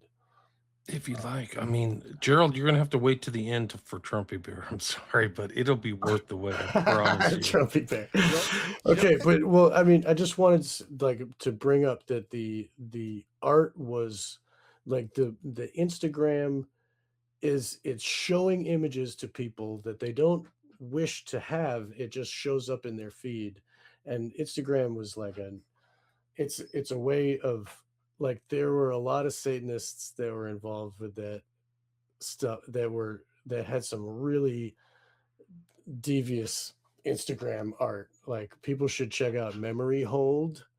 He's a researcher. He goes deep into those. I tried to have him on once. I talked to him a couple times on the email, but we never. But He's been on my show twice, so you can. fantastic. That's yeah. That he will, like, people should check out his stuff. And he went deep into the Instagram. But the way that Instagram works is, it like, you just scroll through, and you subscribe and to people, and they post stuff that's this ephemeral thing that comes through, and it, like, at a certain time everybody gets this image on their phone as they're, you know in the trance, sucked into the phone. And so they're using these type of images uh as like a bombarding people's heads, and there were images of, like, little kids tied down with tape, you know, like a image of a baby in a stroller. It's like a fake baby. It's like but it's like got a for sale sign on it, um, and these type of thing, like some dude writhing around on the floor, dripping in blood, like, the guy's name in French means pedophile, the Alephantis, like, um, the image that he used is the catamite slave of some pedophile Roman uh, emperor. Yeah, Antinous. right. So, like, I mean, Hadrian was he was the ideal gay lover for Hadrian, who drowned and then Antinous, at the perfection of his beauty, died drowning in the Nile. Does it sound familiar to anything else? hmm. Yeah. smiley face killers. Yes, exactly. And Mm. they choose young, fit males, right? They don't choose fat ones or ugly Just ones. nobody fat or ugly. I mean, Yeah. they're it depends, but they're like all athletic types. Like I think they fit within the gay ideal. They're a little skinnier. So they're not like overly big like linemen or whatever. A lot of swimmers too, which is weird. So it's like the swimming phenotype or whatever. What do you call genotype or I don't know what the term is, but the guy who did the original stuff, Gilbertson, like these guys are on this kind of like almost off the mean curve of body types. They're in some kind of thing that's off to the side. It's very strange. But yeah, Hadrian, Antinous, and then Antinous drowns. There's actually, if you go through the gay literature, which I don't recommend, but there are like books. The reason I know this is because I was like, who's this guy? But there's like books about Antinous. Like it's some type of thing in the transgressive gay subtext of them, and they're like, this is what they like. I don't know what like a man would be Marilyn Monroe, or I don't know, like some kind of ideal woman for a man. Like Antinous is for gay I, dudes. I had to get therapy when I found out the Village People were gay. Why, macho man? Yeah, He's a But macho man. Work. it, And actually, that but song has awesome lyrics. But I it mean, makes they weird when Trump like like is on there. Did you hear Trump talking to that MMA guy last weekend? no, Oh, dude, it made me think that he may have sucked Bill Clinton's Johnson, of dude. When course he he was did. yeah, I was They're, like, whoa, bro, you sound like this is but this is anyway, not a straight person. Let me see if so I can find. like the Instagram, all of those ideas are getting shoved into the heads of these people. They don't know what Antinous is. They look at the image every time, every time a post happens, and they see the word Alephantis, and then they see the thing. And so it is like uh it's it's a mild, like, also they love to flaunt how, like, look what I can do, and look, I can put it in public and nobody does nothing. Like, um a friend of mine used to call it dark shine, where like they put it in your face, uh because it's like, for it feeds their ego and their narcissism, and like remember the Olympic ceremony where they had like the big fat blue guy on the plate, and they had, the fat female with the being Jesus and stuff. Like, they're just shoving the Satanism at us, and like, haha, what are you going to do about it? I think that's what that Pizzagate was, and people finally realized, oh, that's what it is. And then it all exposed right before the Trump election, and oh, Hillary Clinton's connected to this, and Alex Jones was going hard with the spirit cooking, and I think it tipped the scales into the Trump camp, for the first time, because people couldn't imagine that Trump would be part of that. Like Hillary Clinton, of course, she's evil, but and now we see, like, even if he's not part of it, he's still covering up for him and keeping them all safe. And like, that's why he's the president, so that they could release these things, and they couldn't keep a cover on it anymore. You know what I mean? That's why that's, I think there's a clip of Trevor Moore from Whitest Kids You Know, rest in peace. And he said that he heard a rumor that the, that Epstein had a dead man's switch, and turns out it was the COVID got released once Epstein was murdered. And so, like, I mean, it's pretty silly, but really, like, when the Epstein thing happened, all of a sudden it was a big distraction and nobody's talking about Epstein anymore. My friend Freeman said that, like, he would say that to people at the grocery store. They'd be like talking about COVID, and he would bring up like, oh, at least nobody's talking about Epstein, and everybody like looks at him all silent, but really it's like manipulation. And now we got more Epstein, and okay, World War III, right? All right, here we go. Like, so I think really, there's a lot to this. I think that exposing all of this artwork and their minds, and really dissecting it, what it is, gives us the upper hand advantage, because now we understand the symbols too, and they can't use it the way they used to against us, you know. Absolutely, Sean. I just wanted to give an anecdote. So I did the one eye symbol just in case people say we're Illuminati. So I'm Oh, now you're Illuminati too. I'm going down. Sweet. I'm going down with you, man. I'm You're I'm Grandmaster. You're my Sub Rosa brother. No, but I just gave an example of power of symbols. To me, it's semi funny story, not that funny. But so we got a new car finally after like getting multiple car wrecks. People kept running into me. I don't know why, but nice car. It was a Lexus. We go to the temple to have the car blessed. See, I do ritual, get the car blessed. It's a new car. It protects it. So we're driving down and play. If you know Columbus, Ohio, a place called Bexley, right? Large Jewish population. People are like start honking at us. They're like, fuck you, like, and I'm like, what's going on? I get home, they covered the car in swastikas because it's Wow. an Indian auspicious symbol. There's like a huge swastika on the hood of the car. Of course, it's an ancient symbol, but that's an example again. So the symbolic energy or whatever, it's so in a certain sense, Totally. it's a power and it's contextual. So I'm not saying like the eye in the pyramid is bad per se, but then they're also in the case of they're saying we control you. You don't even know what this is, right? So like Walter Benjamin, he talked about how modern media was designed to shock and rewire the viewer. It's shocking the perception, and said like that basically the rapid visual sequences restructure sensory perception, processing, and attention. These are basic facets, right?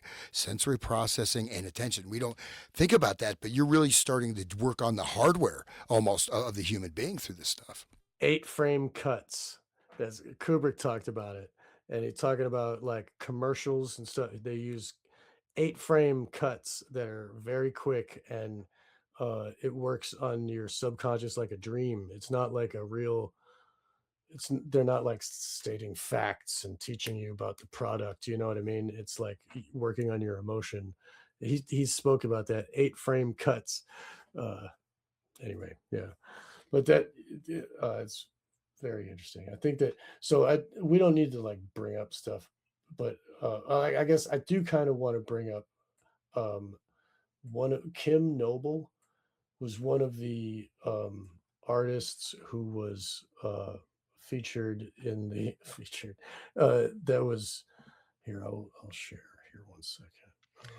Hans, can you take your PDF? Sorry, yeah, I didn't want to keep looking at that eye. I was getting sick of it. I was waiting for you to take it down. Sorry. I can kick you out again. Here we go. No, don't do it. Don't do it. No. I'll have a. Let's see. Oh, there he goes. Here, wait. Oh, I got it. Okay. That's what you want to watch that Trump video that I don't know. Tell me what you think about this. Here. You did kick me out, William. I was about to delete it. That was mean. No, that's okay. I'm sorry. That's the last time. I'm not buying you a Trumpy bear. Oh, damn it. All I really want to do is listen to the song. Here we go. Listen to Trump. Just watch this. Tell me what you think.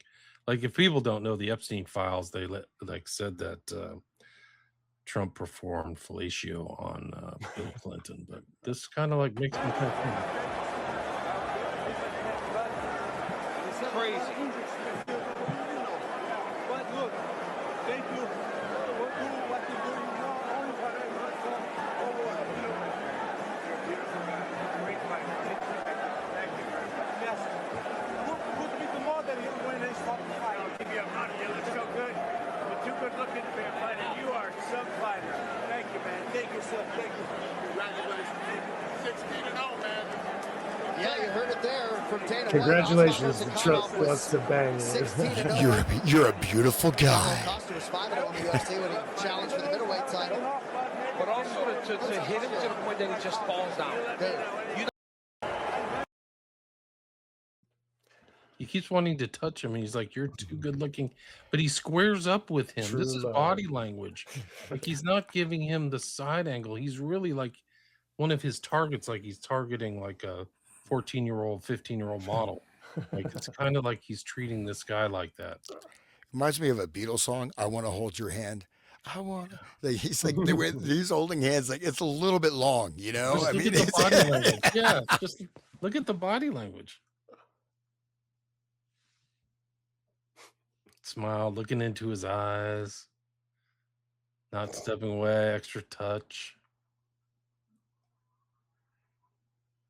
Keeps touching him. He touched his thigh. You see that? He reached over there. He's like, yeah. You know, he did. Sorry, Trump. Looks down at his body or something. Like, watch this, man. Look at this. Watch his eyes. You're too good looking. Watch his eyes. Watch Trump's eyes. Keep watching. See it? He gets that extra look in while he's not looking at him. See that? I don't think that's me, man. There's something going on there. I hope Iran makes a Lego video about it. They should. They should. They're usually on point, man. They're putting stuff out like right away. Yeah. They're fighting the info war. There's no question. So this is an image from Kim Noble, and she was Tony Podesta had her artwork. Tony Podesta is brother of John Podesta that we know from the Podesta files. And there we written backwards on the wall, it says help. Pratt was here, die, daisy chain next day. And there's these small children forced to perform fellatio on this monstrous purple man in a chair. And there's figures, it's as if the two children's souls are floating up in the sky because it's like they're dissociated. Okay. Kim Noble was a victim of SRA type abuse. There's another one. So here's another one. We see the Joker face on one of the victims. And look at the blackness that they're in. I mean, these images have a lot of power to them. And there's another one, the same, on a chair with the dude smiling. Okay, there we go.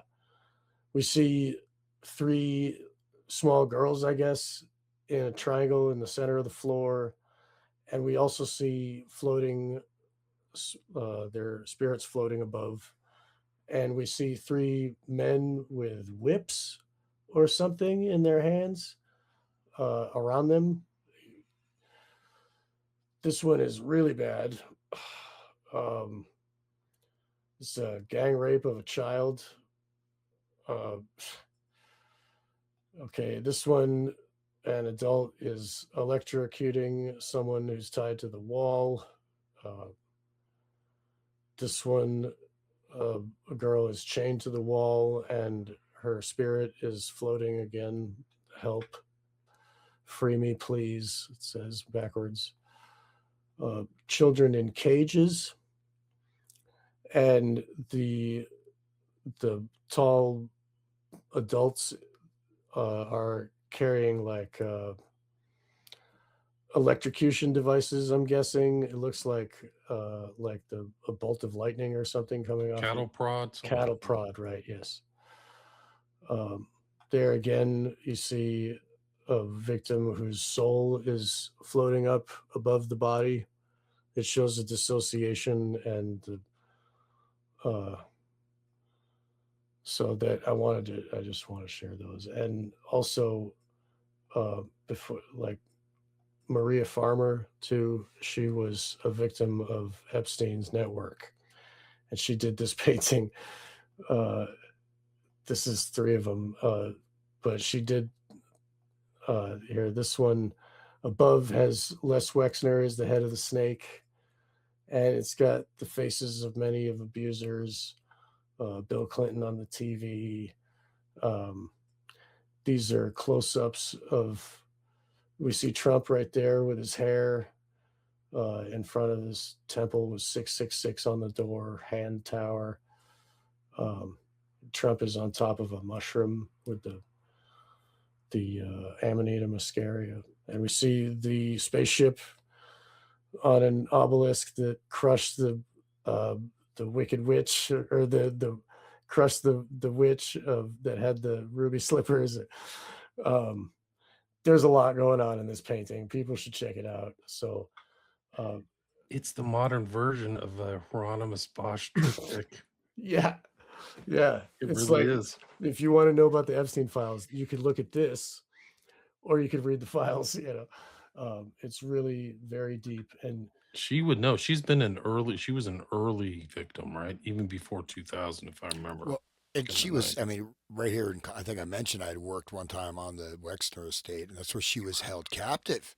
She was a right. prisoner. They imprisoned her.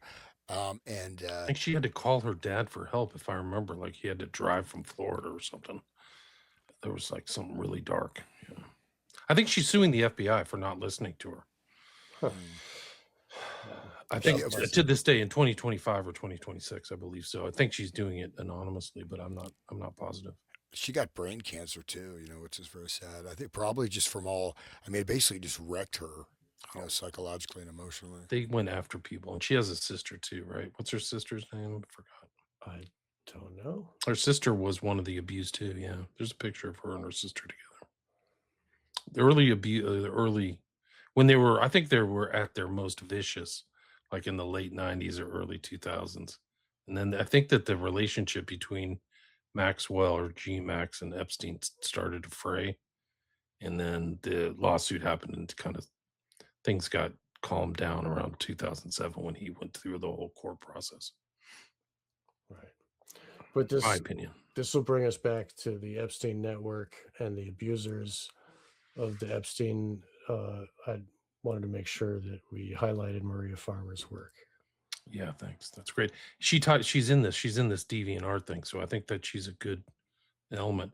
When you showed that picture of the person over the young child, it made me think of this picture of Andrew because it's the same kind of controlling thing. Like, where isn't this pulling up? Ugh. See Yeah. how he's over her with his arms, like she can't move, and she's like almost like playing dead body. Right. And she's a shrimp. She's like prepubescent, or like she's not full grown. It's not a full grown girl. This is the girl alleged to come from Ukraine, by the way. Mm. That they don't know where she is. Like that's the whole thing about the investigation. They had to stop the investigation because it would reveal, I think, in my opinion, it would reveal acts of extreme depravity so intense the public couldn't handle it. Like when Bondi said he would bring down like the economy, I don't think she was exaggerating. I don't think it was hyperbole. Bring it down. No, absolutely. But I mean, this guy, look at this guy's expression. I mean, this guy looks like, almost like a living demon or like Yeah, demon sure. possessed. And he looks, I mean, his eyes, his expression is like, I'm going to kill and eat this person. I mean, that's really scary.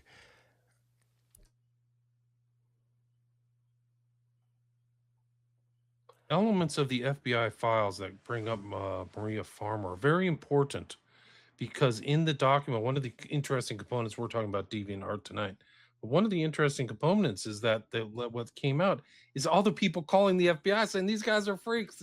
Trump's a monster. Andrew's involved. Andrew's following people and hunting people in the UK with Ghislaine, Like they're literally saying the stuff you're talking about, like those pictures you just showed, Sean, of those 5 kids out in the dark. There's the thing about this dude and Andrew and Ghislaine. Let me see if I can find it. Like it is freaking harrowing. Like they went to some place outside of like the area and like tortured people. It's just it's off the charts. Yeah, I think we talked about, maybe it was the I have Blink it right here. Twice episode where they did the human hunting, where Yeah. they would Do- chase him and rape him and take an article of clothing and then let him go and keep chasing. Did we talk about this file? I don't even remember. This is this is the intake files, right? So these are the things that happen. This is August 2020. Did we talk about this 6 to 8-year-old one? You guys remember that? No, let's go. Let's Do do you want to that. read that, Sean? Do you feel like reading it? Yeah, I think I can probably get that. I can email this to you if you can't see it. I think I can see it. Okay. Okay. Yeah. This is 2020. Okay.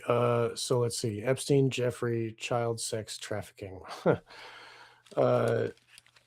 Date submitted 7/12/2020. Threat to life false. Submitted text. When I was 6 to 8 years old and living, redacted, in Surrey, UK, I was drugged at night, and driven by my father, blank, to pedophile ring parties. The main house I was taken to is located behind Thorpe Green at the end of a private road. Hurst Farm Livery Stables is next door. In the driveway of this house, I was hit by a dark blue car with a personalized license plate ending in redacted, driven by Prince Andrew. I was not taken to hospital, but I suffered permanent injuries to my ribs, hip, and leg on my right side. The car's hood figurine broke off in my hand on impact, and I later buried it near my home so it could still be recoverable as evidence. After I was hit by the car, I woke up to Prince Andrew doing something redacted in the house. I was also redacted. We don't know. I have medical records of the resulting infection. I once ran away from the house naked and made it to the Irish traveler community down the road. GPS number, give him the exact place. I remember seeing and speaking to a man. Sorry to interrupt, Sean, but for people who don't know, Irish travelers are synonymous with gypsies. So they're kind of like the term that's used in the UK for gypsy communities. They're very itinerant and, you know, there was a movie, I Criminals. think, yeah, Yeah. I was trying to say something nice, but there was a movie with Brad Pitt about, about the Oh, gypsies. I can't remember where. yeah, you like Dags? Yeah, some, Yeah, yeah, I something, remember that one. yeah. That He was, spoke in a real distinctive accent. I can't remember the name of it, but anyway, sorry to it interrupt. was Lock, Stock, and Two Smoking Barrels? Or was it I one think of it's the them? same director. I think it's the Yeah. same director. Oh, Snatch. Snatch. I think that's Yes. the one. Yes, good memory. Anyway, so I have medical records of the resulting infection that Andrew gave her. I once ran away from the house naked and made it to the Irish traveler community down the road. I remember seeing and speaking to a man, so I think that there may be Irish travelers living in the area who could corroborate what goes on there. I was also taken to another house that I later recognized as Frogmore Cottage when its refurbishment was in the news in 2018. There I was restrained on a table and tortured with electrical shocks by Ghislaine Maxwell and surrounded by watching men. I remember seeing Prince Andrew's face, redacted. I tried to sneak out. Maxwell caught me and beat me with with the bristle end of a broom, redacted. She also threatened me, saying that I deserved to die and hit me in the face with the broom, breaking my nose. I was only taken to the hospital for the broken nose after a rugby match so that the injury could be blamed on that.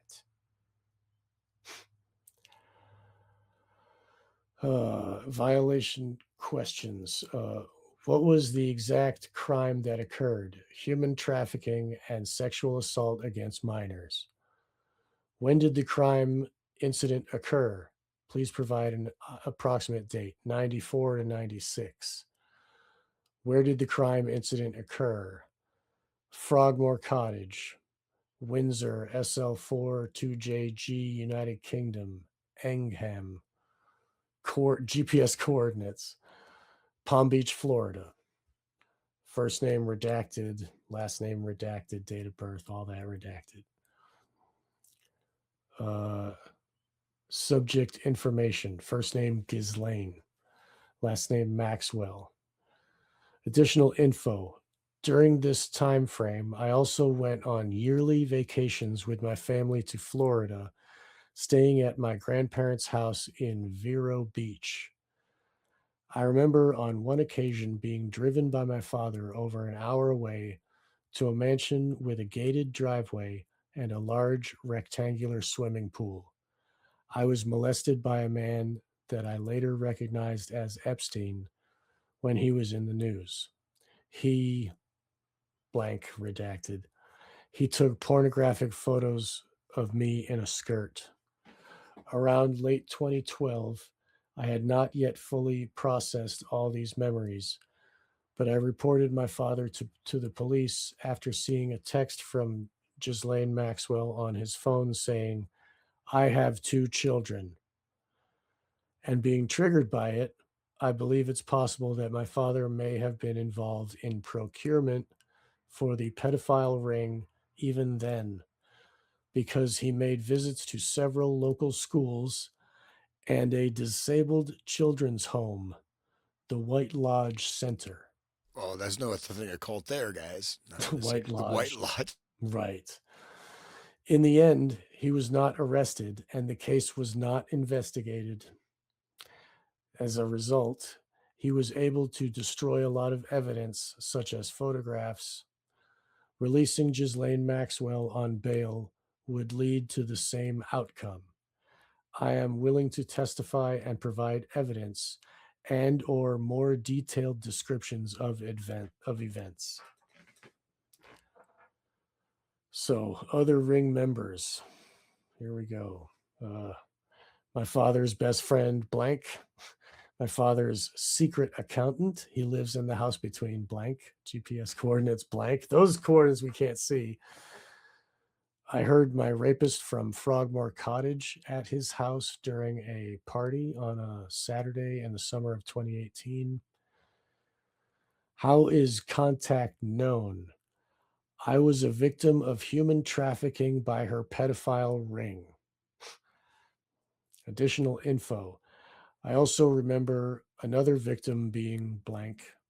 She is a year younger than me, so she may have been as young as 5 years old at the time. Afterwards, she was taken out of an affluent private primary school and sent to the worst school in the area. Blank. They won't tell us what the worst school is. That's redacted too. That was where I first recognized her, even though we had supposedly never met. She was put in a class 2 years ahead and then went to the same secondary school as me, blank, a year before I did. We have never once spoken. How is contact known?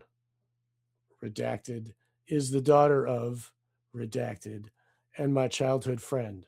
I remember, redacted, was at some of the parties with me, and I remember us once hiding behind a drape together. However, we have never discussed it, so I don't know what she remembers. Let's see. So all this ties in directly to all that Kim Noble stuff you talked about. Cattle Exactly. prod. Tie them down to a fucking table and electrocute them, put them in cages. And this is all the stuff that we've heard from the SRA survivors, all the testimonies, all the Air Force bases with stacks of electric cages for children. They can just hit a switch and all of them get electrocuted. It's a system that it's well used by this point. I mean, it's a systematic breaking of the mind, which takes exact thing. They need humiliation. They need sexual trauma. They need to break Grok's legs in the specific way to get these types of Manchurian candidate effects out of the victim, right? It's like Elaine's a witch with a broom. Like, Yeah, wow, well, like yeah, I a witch forgot. motif. Well said. Yeah. Well, no, I deserve to die. That's what she would say, like a witch to a little kid. And your little dog too. no. This is probably an inappropriate anecdote, but I was a massage therapist. I thought I was going there. She's like, "Oh, I'm a witch," that, and she had a 600-year-old witch's broom from Scotland, right? And it was real. I mean, it was a real witch's broom. And so these Did it have brooms are stains on it on the end? what? Was it stained on the end with any kind of like I didn't really look at it. I Okay. had never see. It was almost like I'd never noticed it, and I saw it was like this super antique broom. I said, Right. "What is that?" Oh, that's from this, particular coven. Is about from like 16 something in Scotland, and so the brooms are charged with power. I guess You know what they did with those, right? It's a sex magic tool. It's a phallus. It's a dildo. that they would slather like hallucinogenic uh like fly agaric, from the mushroom, the red mushroom with the white dots, that causes a dissociative effect in the witch, and she can do her astral travel but it's applied through the walls of the skin of the vagina. It's like it's it absorbs through that, like the way that cocaine absorbs through your nose membrane. The same thing, like people boof drugs up their rear end. The vagina is another receptacle for. So that's what witches would do, is sex magic with the broom. Like they riding the broom is like literal. They put it between their legs. um, anyway, that's a little piece of knowledge for your listeners who may not have known that. It gets really dark. This is a very important, I mean, there's so many important intake documents, but the timing is very important. And I'm glad that you read that time, Sean, because 713, Ghislaine Maxwell was arrested on July 2nd, 2020. So once these people got arrested, it's in the news and then they're calling, right? The same thing happened with Epstein in 2019. So these people are like, oh, I got information. What's the critical thing that this person said on here? I am willing to testify. I Covered will this up. testify. She got such. I mean, her whole trial is just complete farce. You know, it's more to suppress information. I mean, she's getting a kid glove treatment. It's a massive When they cover up, let her guys. out, she's gonna say everything they want her to say, and she's gonna be the perfect tool for covering up everything. Just wait. They're gonna let her out. Guys, this is such an important document. This is 2020. It's not something that happened. I mean, the events happened a long time ago, but somebody's coming forward after 25 years, feels safe because somebody's arrested. I will provide evidence in more detailed description of events.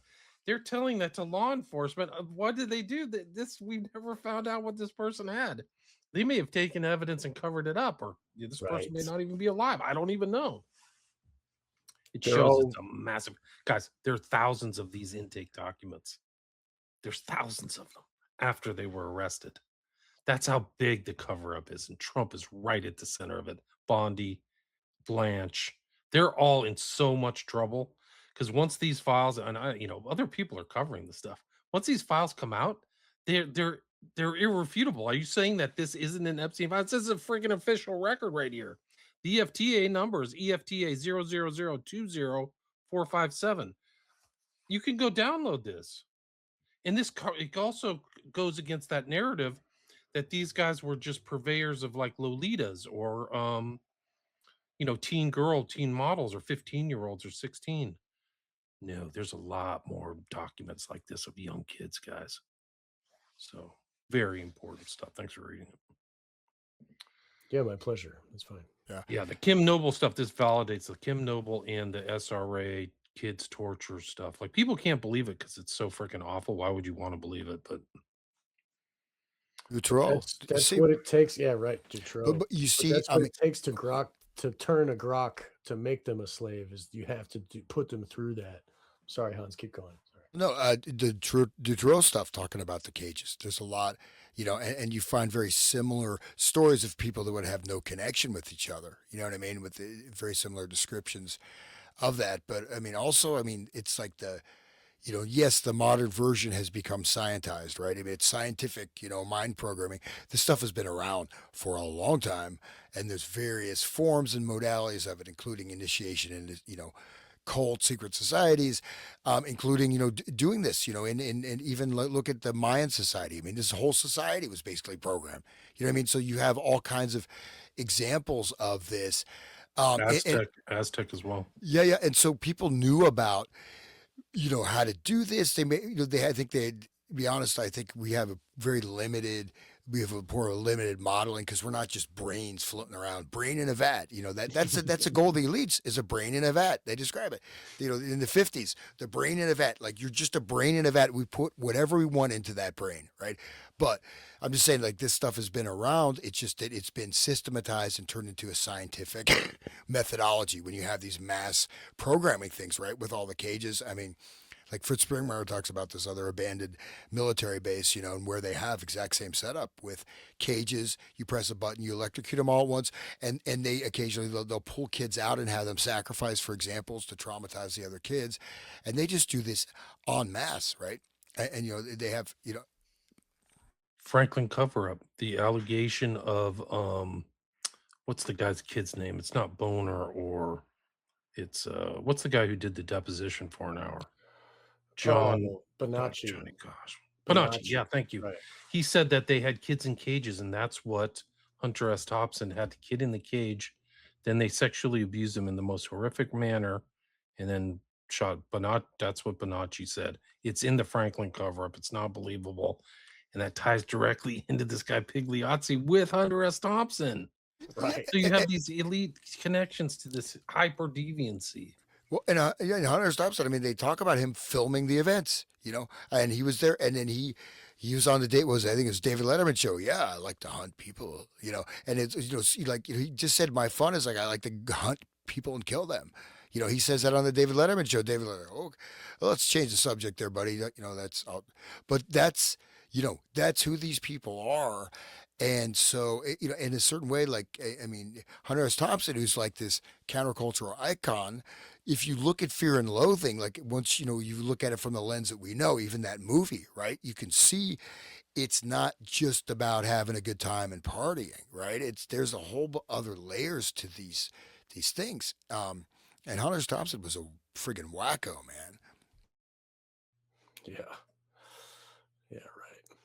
And did he kill himself? Hunter S. Thompson didn't kill himself. I'll get that on the Very t-shirt. questionable. Right. There are stories of Jeffrey Epstein hunting for animal cages. Like he's looking for animal cages. I'm trying to find it right now. Right. And then the animals that he said go ahead and kill, like we'll keep those ones for the eggs, right? And you think about the genetic material that he's looking for with the That was the Zorro Ranch one. We talked about right. that. Yeah. Keep the chickens for the eggs, right? Here, read this one. Here's another one. Let's see if I can pull this up. This is the cage one.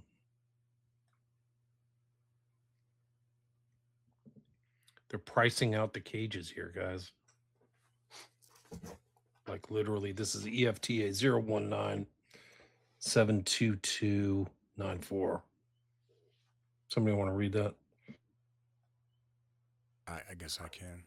So, not that I want to, but Be okay, brave. Here, I'll do it. Okay. Are you going to do it? It goes. I'll do it. Yeah. Okay. Started So June 7th, I was just 2013. It progresses from the bottom up. Yep. So okay, this is Kanya Schulich, CC Jeffrey Epstein, Friday 6/7/2013, 2:51 p.m. Subject birds. Oh, I didn't realize they were so big. Are you going to put one of those big cages inside the big round wall on the top of the mountain? On Friday, June 7th, 2013, Blank wrote, here are some cage pictures. Ramos is getting prices. From Stephanie Hodges, June 7th, 2013, 10:33 a.m., birds. Hi, here are the cage photos. Raymond is getting the pricing for me. I have also attached some monkey, lemur, and cat pics. There are options as well. Steph, on Friday, June 7th, 2013, Stephanie Hodge wrote, I will forward the cage info and get pricing. On Friday, June 7th, 2013, Blank wrote, good morning, Stephanie. Jeffrey is requesting a price list for the birds. He is also wondering about cages. I'm not sure what size cage these birds should be in. Could you please check whether they sell cages? I will also do research online. Thank you. Some birds need really big cages, like aviary type, and you could definitely fit a human into a big bird cage. There's no evidence that he kept birds, guys. There's no evidence that he kept birds anywhere. And there's no evidence for monkeys or lemurs. Right? So, like, why would I want a monkey cage? Well, where's the fucking monkey? Right? Another symbolism that of a bird in a cage is the monarch victims. I mean, even Hans and I talked about it with that movie Eyes Without a Face. Like in the end, she like lets these birds out of a cage, and she had no identity and stuff. We went deep on that. The We were symbolism talking of the with Brett. bird, and it's everywhere. It's all throughout the Bowie, Yeah, Beatles, the yeah. caged. Dolly Like, Parton. Yeah, it's everywhere. right. Trying to find that one about the Zorro Ranch animals because we read that. Try to see if we can read it again, but Well, in 50s, 60s England, birds was synonym for like chicks, Right. birds, girls, Chicks. so it's, but they called them birds, in Mhm. England. Bird watching. gosh, where is that stupid zoo one that I had?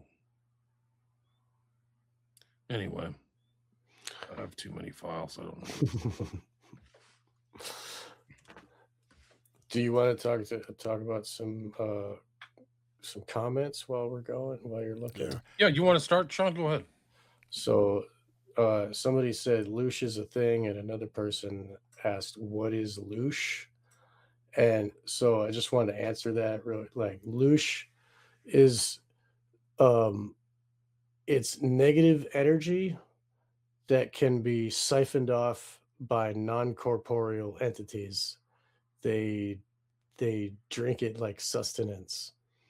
And if you know about like Jerry Marzinski and how he talks about he wrote a book about how the voices that schizophrenics hear are basically demons or non-corporeal entities that are feeding off the energy of the victim.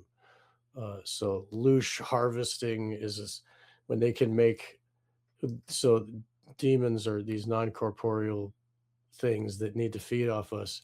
They create a situation in our life which will cause pain and anguish and ongoing suffering, so they can just drink that off of us.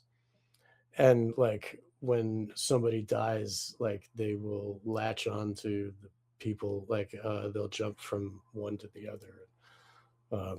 Jerry even describes it as it's as if these things are clocking in for a job. They just like show up and they pester the mind of the schizophrenic for so many hours, and then it's very weird. But the loosh is that, and the whole satanic society is like humans are a big loosh farm for these non-corporeal demons. I'm sure a lot of the listeners will know what I'm talking about. So I'm scrolling up here. Let's see. Yeah, so uh, Rothschild, Bank of England, House of Windsor, like these are the people like that goes along with the faces that William was showing before, and the connections of why Maxwell's not going to get in trouble. Like, here, let's see. Oh, okay. You have to look into Johnny Vedmore's reporting on Maria Farmer. She has proved she is complicit with the Epstein network, even if she started as a victim. That's interesting. Johnny Vedmore is a spicy character. Didn't see that. Yeah, he got pissed at me. I missed an appointment with him. He's not talking to me, so I don't think it's going to happen through me. It'll have to happen through Sean. But He the worked for guys, them, he worked for, I mean, she worked for, that was her job, right? She was hired and this and that. So she didn't know. And she started to find guys, out what was going on. it's part of the grooming. It's part of the manipulation. Is you bring them in slowly, and then they use it as a multi-level marketing scheme. So then they were complicit. Is you will come in, and then you find the girls, and then they're black. It's a form of blackmail. They've got a finger on them, right? Right. So I'm not even surprised at all that Maria Farmer could be possibly complicit. I'm not saying she is, but that's the way they did the whole process of grooming, was to like bring them in, abuse them, and then turn them in, like morph them, like almost mind control them into the Yes. Stepford wives or something like that. Like, oh, okay, now you go find them. Now I'll give you $300. Tell your friends I'll give them $300. Now you're involved in like the network or the scheme, right? These DID victims, a lot of times they have cult loyal alters inside. that will take over, and all of a sudden they're doing, like Alice from Eyes Wide Shut. You know what I mean? She's like bringing her kid to the cult and letting them kidnap her, but because the cult loyal altar is like, we should be thankful, right? We should be. Anyway, does anybody know Frogmore, Meghan and Harry's home? Is that real? Is that true? Uh, I don't know. I've never is heard that. Maybe it is. Is it Megan and Harry's home where they're doing the abuse? Wow, that'd be crazy. that's somebody should look up and comment some more on that. That's great. G Taylor 2027, please give us more information. Uh, let's see. Um, please interview Johnny Vedmore. Can't, not William, but maybe Hans or Sean. Okay. It is, according to Google, it was gifted to them in 2018, though. It's recent. So maybe it was in the royal family. Frogmore Cottage was officially vacated as the property of the Duke and Duchess of Sussex. That's them, So right? at one point it was. That's Meghan and Harry. Wow. Let me see. So, orphanage would lend out kids over the weekends in England. I'm sure that's probably true. I mean, the way that Jimmy Savile would go in and out of these places. Uh, He did. He would take all the various homes. He'd take them out in a car, in a van, and then take them to parties, take them to yeah, various places. he had a camper van, right? Like Yeah, a conversion van. He would just yeah. And one of the victims even described, like, she was taken to some basement and maybe in a hospital, and he was sitting there on a throne. It's a satanic ritual, pentagram, and all this stuff. And she was so yeah, they would loan him out. I mean, he had a whole, right, you know, right. Frogmore Cottage is a house close to Windsor Estate, according to this article. It's a half a mile south of Windsor Castle. So it's a Frogmore House, Frogmore Cottage, Windsor Castle. It's all part of some kind of that's a cottage, man. royal That's where Andrew hit her in the driveway, and they tied her down and electrocuted her, and Ghislaine broke her nose. Great. Here, this Talk sounds about Eyes Wide Shut, right? yeah, right. Elite Castles. Yeah, like Metmore Towers, right? Barto67 says this sounds very much like the Sasha Riley story about Trump. He said his pilot father trafficked him to Trump at some farm in the Midwest. And Sasha Riley, that people should listen to that. Holy crap. Because it makes sense. Like the ego of the narcissistic psychopath, like, is exposed in those Sasha Riley tapes or whatever you'd call them.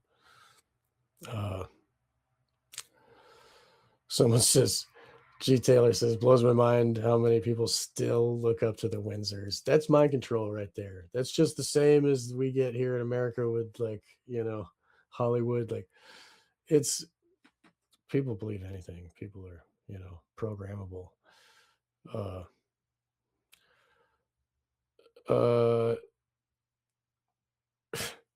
Boy George, do you really want to hurt me? Has Dolphin Club Notorious. I don't know what that is.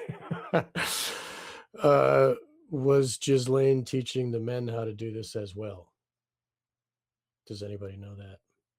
It seems like she was the real kind of handler of everything. So I would say that she definitely was handling the women and instructing them. She was kind of like the housewoman or something like that.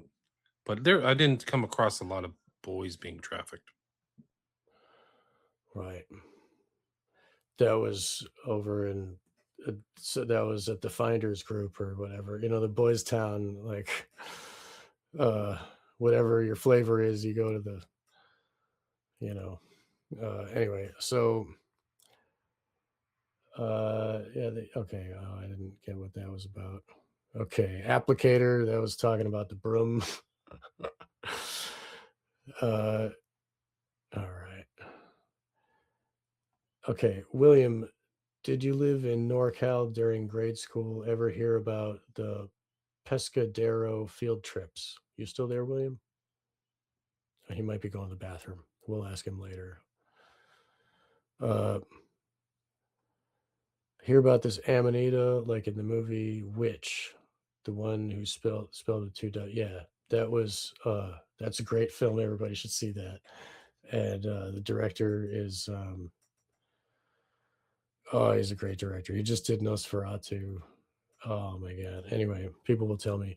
Um, yeah, that is legit. That movie is based on like legit history of witches, and that witch in that movie was actually making a paste out of the dead baby.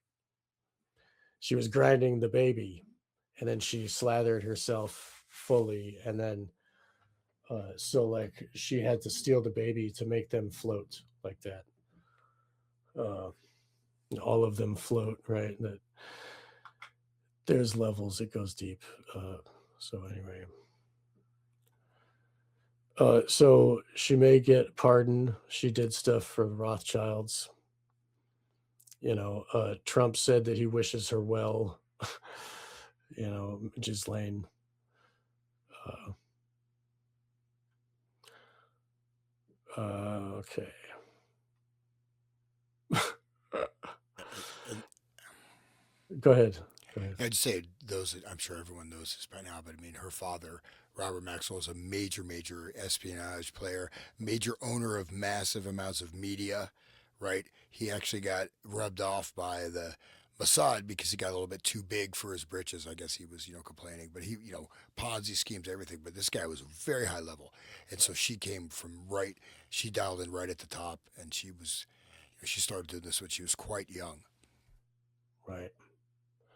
Yeah, she was probably programmed to be this. Like, I think she didn't have to be programmed. She was just like, this is what you do. Okay, this looks fun. right. Just so seriously, like I don't think she had to be programmed. Depending on the family, sometimes yeah, they do like abuse to make people psychopathic, but some are just like no problem. This seems really fun. And it's Yeah. you know William, you had a question here. Let me find it. Uh, Okay. did you live in NorCal during grade school? Ever hear about the Pescadero field trips?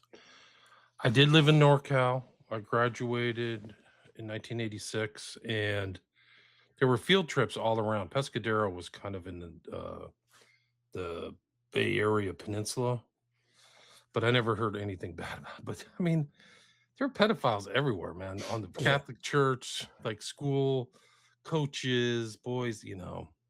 Right. We just grew. It was just the thing people grew up with. Anywhere So you can get kids away from their parents, really. yeah, Yeah. it was bad. So I don't know. I mean, there were all kinds of stories. Like trying to think, like one of the AYSO coaches was got busted. There were stories. I mean, the other thing is like we knew, like growing up, there were like when you're a boy, you know that these are inappropriate relationships that adults are having with girls, men, but you didn't have anywhere to go. You didn't like there was no. You just knew what was going on. I actually had somebody who grew up in the same year was being abused by some old dude, and none of us knew, but we all knew. And there was one girl who was being raped by her dad, and to get back at him, he like had a nice this is a pretty dark story, but she had a nice Mustang that he liked to drive around. So what she did, this is in an upper middle class environment, she hung herself in the garage so that when he came back from his car drive and opened the automatic garage door, he found her hanging, the girl that he was raping. Never went to court, never. And everybody, it's like people talked about it at school. Like all the girls talk. The girls talk too. Like the grapevine worked back then. That's how you communicated. Hmm. So that's a super dark story, but Wow. it was a different time back then. It was a worse time. People just put up with stuff that happened at homes. And like I had friends whose parents beat the crap out of them. Like it was really rough. It was really like their external, it was almost like some kind of Stepford wife thing where like that internal home life was super chaotic, but then outside these people would be like, you know, teachers at elementary schools or high school principals or something like that. But it's just so weird. Anyway, I don't know anything about Pescadero. I'll have to look into it. Hmm. Well, thanks for that. That's good. Okay, Blue Bloods, Aryans. Okay, we got some stuff. Okay, his book Hell's Angels is very good. I don't know what to say about Hunter. His short stories are very candid and interesting. And thanks, Hank Williams. Schultze there. Yeah, for people who don't know, he did a short story about satanic sacrifice where bodies were being dropped, and no, even IAI doesn't know where it is, but it's in one of his books. It's hard to find. A lot of this stuff has been scrubbed. And I'm sure people who like Hunter would want that scrubbed, honestly, because he talks about people at night picking up bodies for strange rituals, like literally writes about that. And I think he falls into at least some of his writing into transgressive literature. Well, his first novel is actually pretty good, right? So he wrote a novel. He was hanging out. I think it was in Cuba or whatever. And so he started out as a novelist, and he switched to journalism. But I think somewhere along that journey, he crossed, to another, want to join the club, and maybe you know what I mean. And so he did. I think he decided to join the club.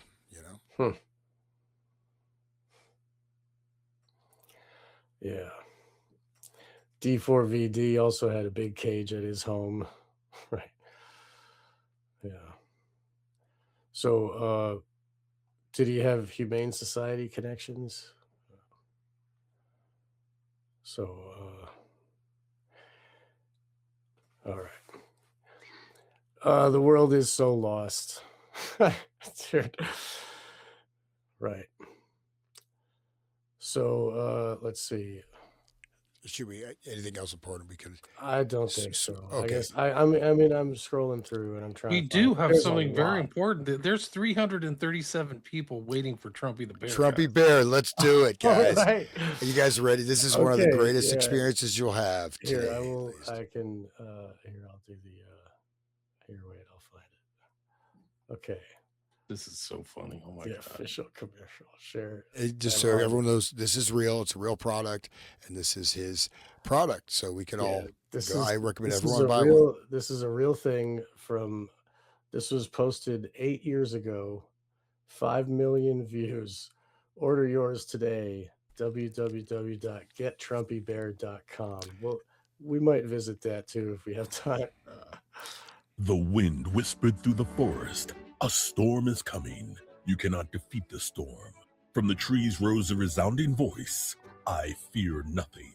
I come when the trumpet sounds. I am the storm, the great American grizzly. Introducing the original Trumpy Bear, the fearless, super plush American grizzly. Trumpy Bear was born June 14th, Flag Day. Just find the secret zipper and pull out the flag blanket. Then wrap yourself. Find the secret zipper and pull out your flag blanket. Dude, what is that? I don't. And then we've done many shows about the pedo bear, right? So right, exactly. The secret zipper. Oh man. In warmth. Show your patriotism and proudly display Trumpy on Flag Day and on any American holiday. Trumpy can even honor your own family heroes. God that he sent to Iran to die. Well, no, I mean, they literally have, so there's a home shrine for their dead son or whatever, and they have the Trumpy Bear right on the shrine for those who are listening. That bear's got blue eyes. You can trust him. Bless America, and God bless Trumpy Bear.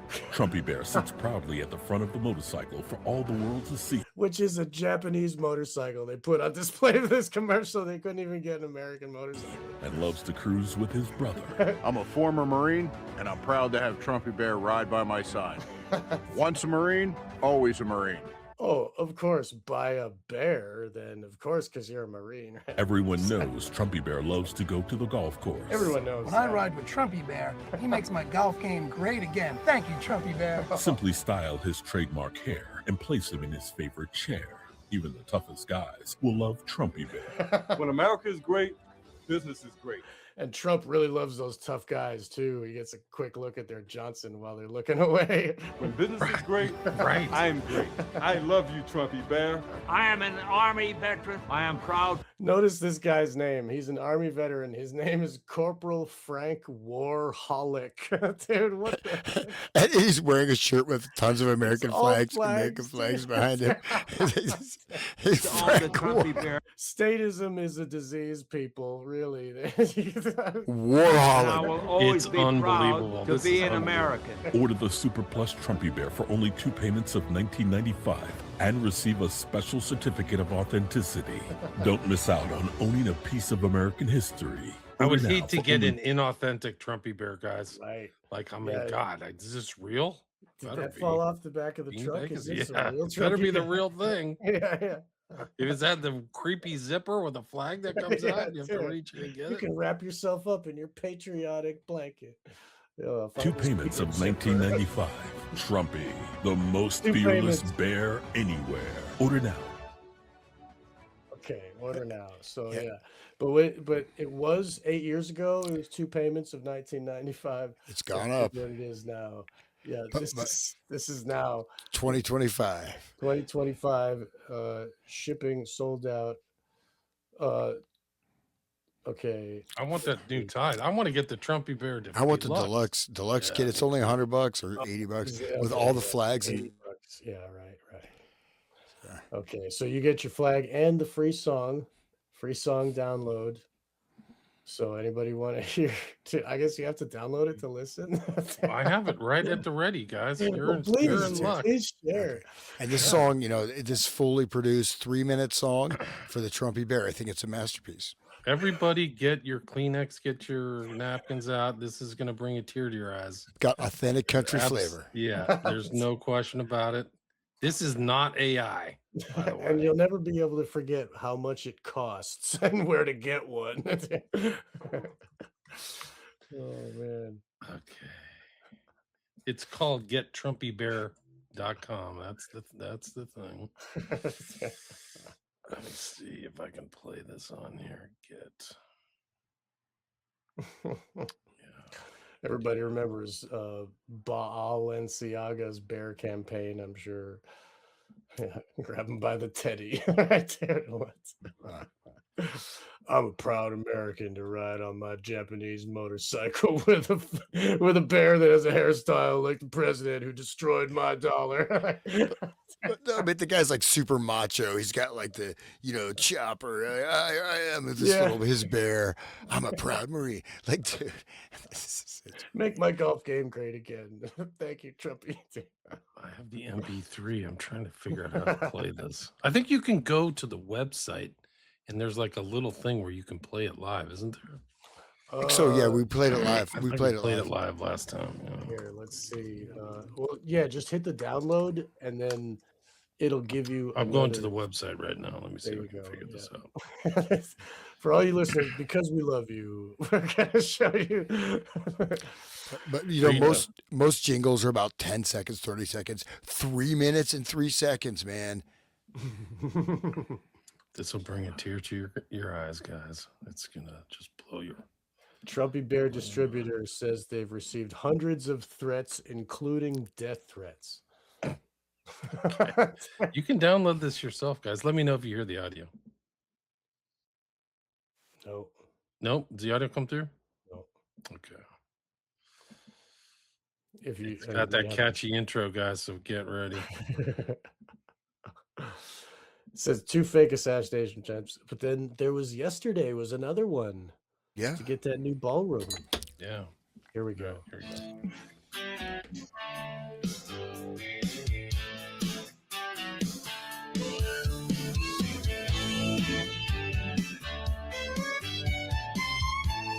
Vote or die, bitch. Vote or die. Hey, do you want a friend who's bold and great? A bear that's got the style you can't underrate. It's Trumpy Bear, and it's here today. Get yours now, don't delay. For just $69.95, it's a deal you can't beat. Plus a hat and tie to make you look complete. No need to search, no need to roam. Get your Trumpy Bear and bring it home. Trumpy Bear, he's the one for you. With style and flair, he's turning heads too. Head to get Trumpy Bear. Style and flair. It's true. Get your Trumpy Bear today. It's waiting for you. This is my favorite lines right here coming up. He's bold, he's fun, he's the star of the show. With his hat and his tie, he's ready to go. No matter where you are or what you do, Trumpy Bear's the buddy that's just for you. For just $69.95, it's a steal, can't you see? A hat, a tie, and a bear, that's all for free. Order now, don't hesitate. Trumpy Bear is your perfect mate. Trumpy Bear Perfect mate. is the one for you. With style and flair, he's turning heads too. Even Head again, trumpybear.com, it's true. the song keeps going though. It's waiting for I want you. this on my iPod. It's $69.95. They raised the price again, man. Trumpy Bear inflation because you're on war. What are Bear you inflation. waiting for? He's just a click away. Just a click away. Head to get trumpybear.com and brighten up your day. Trumpy Bear, he's the one for you. With style and flair, he's turning heads too. Head to get trumpybear.com, it's true. Get your Trumpy Bear today, it's waiting for you. Trumpy Bear, yeah, Trumpy Bear. Get him now, he's your new best friend, I swear. Only $69.95, it's a perfect pair. Get your Trumpy Bear today right here.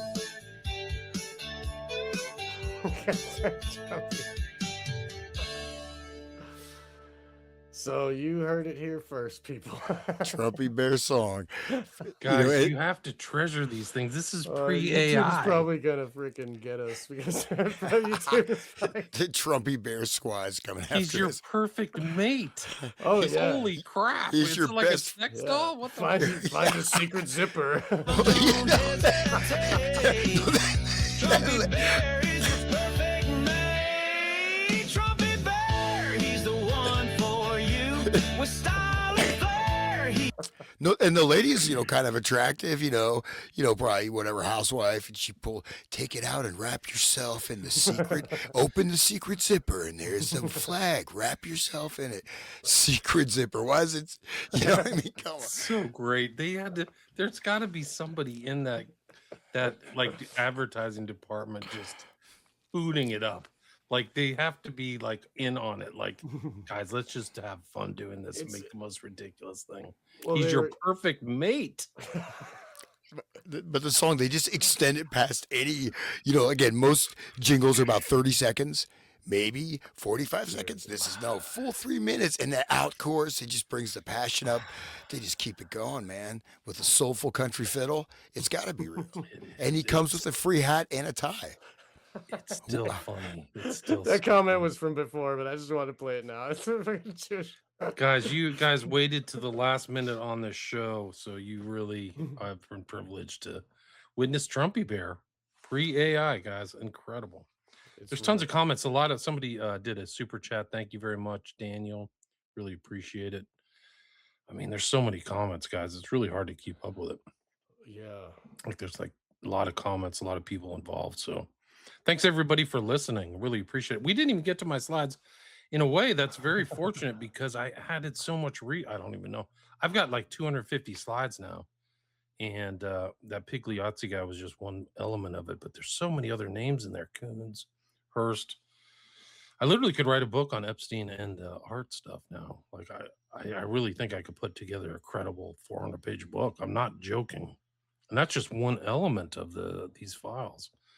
But Hans got to run, I think so. I know it's late your time, guys. You guys are at almost at the midnight hour, so Eh. I think you guys want to wrap it up. Is that what we're up to? Well, I'm good either way. I just I'm not working tomorrow, so I'm okay to hang out. But I probably should. why don't you tell people where they can find you, and let's wrap Yeah. it up. Well, thanks everybody for being here. I do apologize for not posting for a while. I got a bunch of new material, just various transitional phases or whatever. But I thanks everybody. I'm at the Resonant State. My website is hansutter.com, which is just primarily music related. But check out the new article that's on the Brett's journal there on FM radio, Culted Frequencies of Counterculture. So I'm on YouTube, Spotify, BitChute, Rumble, and Odyssey. So thank you guys, everybody, for listening. And thank you, Sean and William, for being who you are. My pleasure. It's always fun to be here with you guys. And you can find my stuff, Wake the Dead. You can find it all over. I'm on YouTube here. I'm doing this live. But also BitChute, Rumble, Odyssey, and Spotify, Apple Podcasts, Google Podcast, all this stuff. And people can find. Make sure I post everything on onegreatworknetwork.com/Sean-McCann. And there's a donate page there if people feel willing to share the love. I am a working slave, and I need all the help I can get in the world. Also, I mentioned this last time, or might have, but I now have a PO box that people can contact me, send me stuff or whatever, donations or evidence of magazines or whatever, cannabis. Send it to Wake the Dead, PO Box 93, Oberlin, Ohio 44074. And thank you, William and Hans, for joining me. Yeah, thanks for being back. I've really enjoyed these shows. They started before Charlie Kirk was assassinated, so it was August. So I think we're on our almost 8th month. It's almost a year. We'll get to August. I know, it's amazing. I think they're fantastic shows. We, even tonight we didn't really get into the files, but I think we talked about a lot of stuff, a lot of predicates leading up to Epstein. So it's a really good kind of entry thing about like this isn't some anomaly that came out of nowhere. These are a lot of people around that Epstein correlates or rhymes with or is analogous to the Podesta files. But so check out these guys. And sharing is caring. So if you like the shows, please share them. Really appreciate it. That means more than anything, really. It's more important than giving money, actually, is just to share on your social media. Share these guys' shows, Wake the Dead, Resonant State. I know a lot of you guys are fans. So that's one of the biggest things to support. You don't even have to pay money. I know times are tough, man. Like I go to the grocery store, I spent $200 on stuff that used to cost me $75. Yeah, dude. So we all have to kind of come together in ways that don't involve the evil, corrupted financial situation. And sharing is one of the ways you can do it. It doesn't cost you anything. So just I really appreciate it. I try to share a lot of people too. So I try to pay it forward. So if you can pay it forward, I'd really appreciate it. And thanks for sticking in there. It's really a benefit for Trumpy Bear. It's one of the most inadvertently funny things I've ever seen. You can see my stuff. I have 5 books on Amazon, or I post a lot on Patreon, so it's ad-free. And I also respond a lot on there. And if you want to reach out to me, send me an email. It's the best way to contact me. I check my email all the time. I spend like 2 hours a day in correspondence. You wouldn't believe it. But it's worked for me, not just for setting up like shows and things, but people send me really great information. I got a lot of SFK information today. Things like Blink Twice was a perfect example. I had no idea about that movie. And it turned into an episode that everybody can learn from, and Sean and Hans and I can learn from.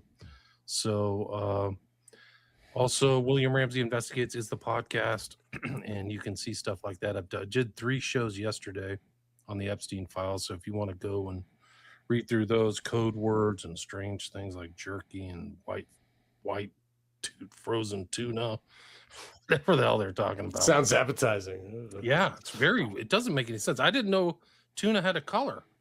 Like I just thought tuna was tuna, but I guess Epstein has a different sensibility. But anyway, I'm assuming this will be a part 2 next week. Sure. And then get into the files. I have just a almost encyclopedia of information on this. It's really important. We talked about the intro, Hans did too, about how important eyes are a doorway to our sensibilities, psychology, and the general culture. And Epstein was a deviant. There's no question about it. So anyway, thanks for having me on, guys. Really appreciate it. We look forward to part 2. Thank you, William.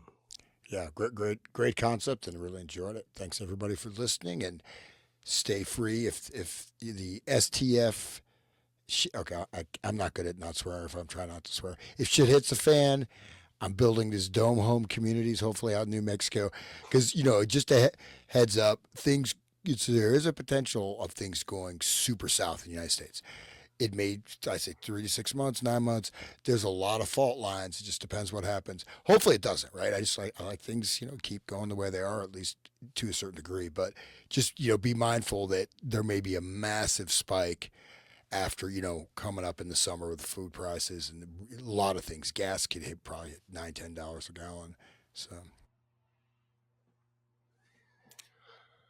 Well, on that note, wah wah, Debbie Downer. Thanks, Hans. You always have Trumpy Bear to perk you up, guys. Yeah, Trumpy Bear he's a perfect mate. He's a perfect mate. Just remember Trumpy Bear. He's my best friend. If Trumpy Bear is your best friend, man, you're in a lot of trouble, man. I'm sorry. If Trumpy Bear is my best friend, dude. Oh, here we go.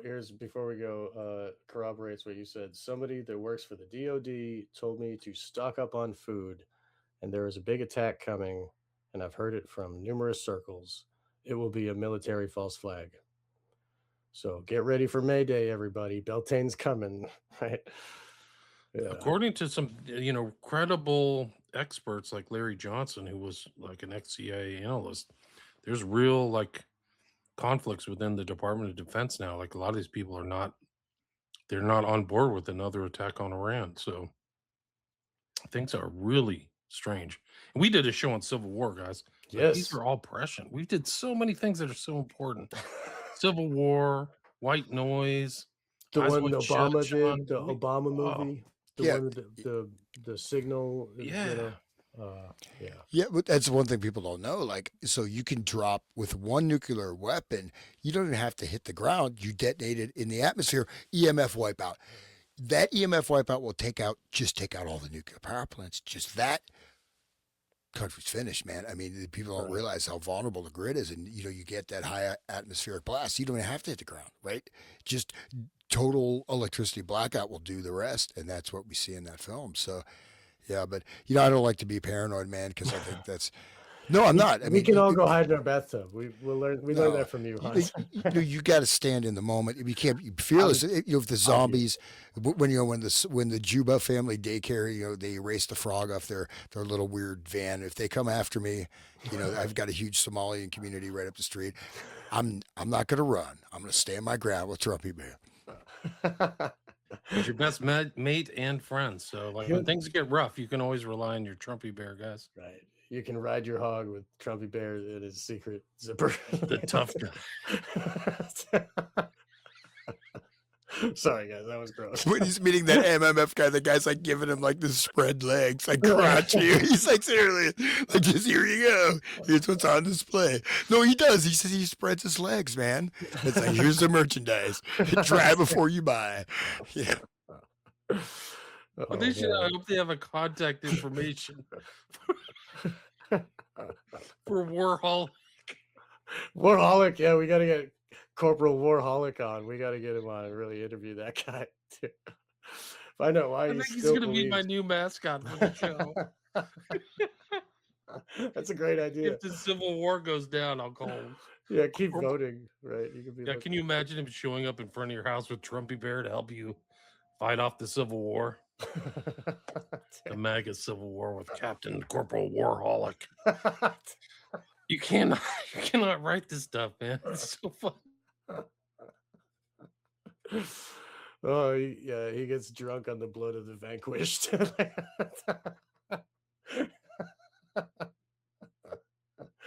But he loves his teddy bear. Okay. All right, guys. We love you guys. Thank you. Peace.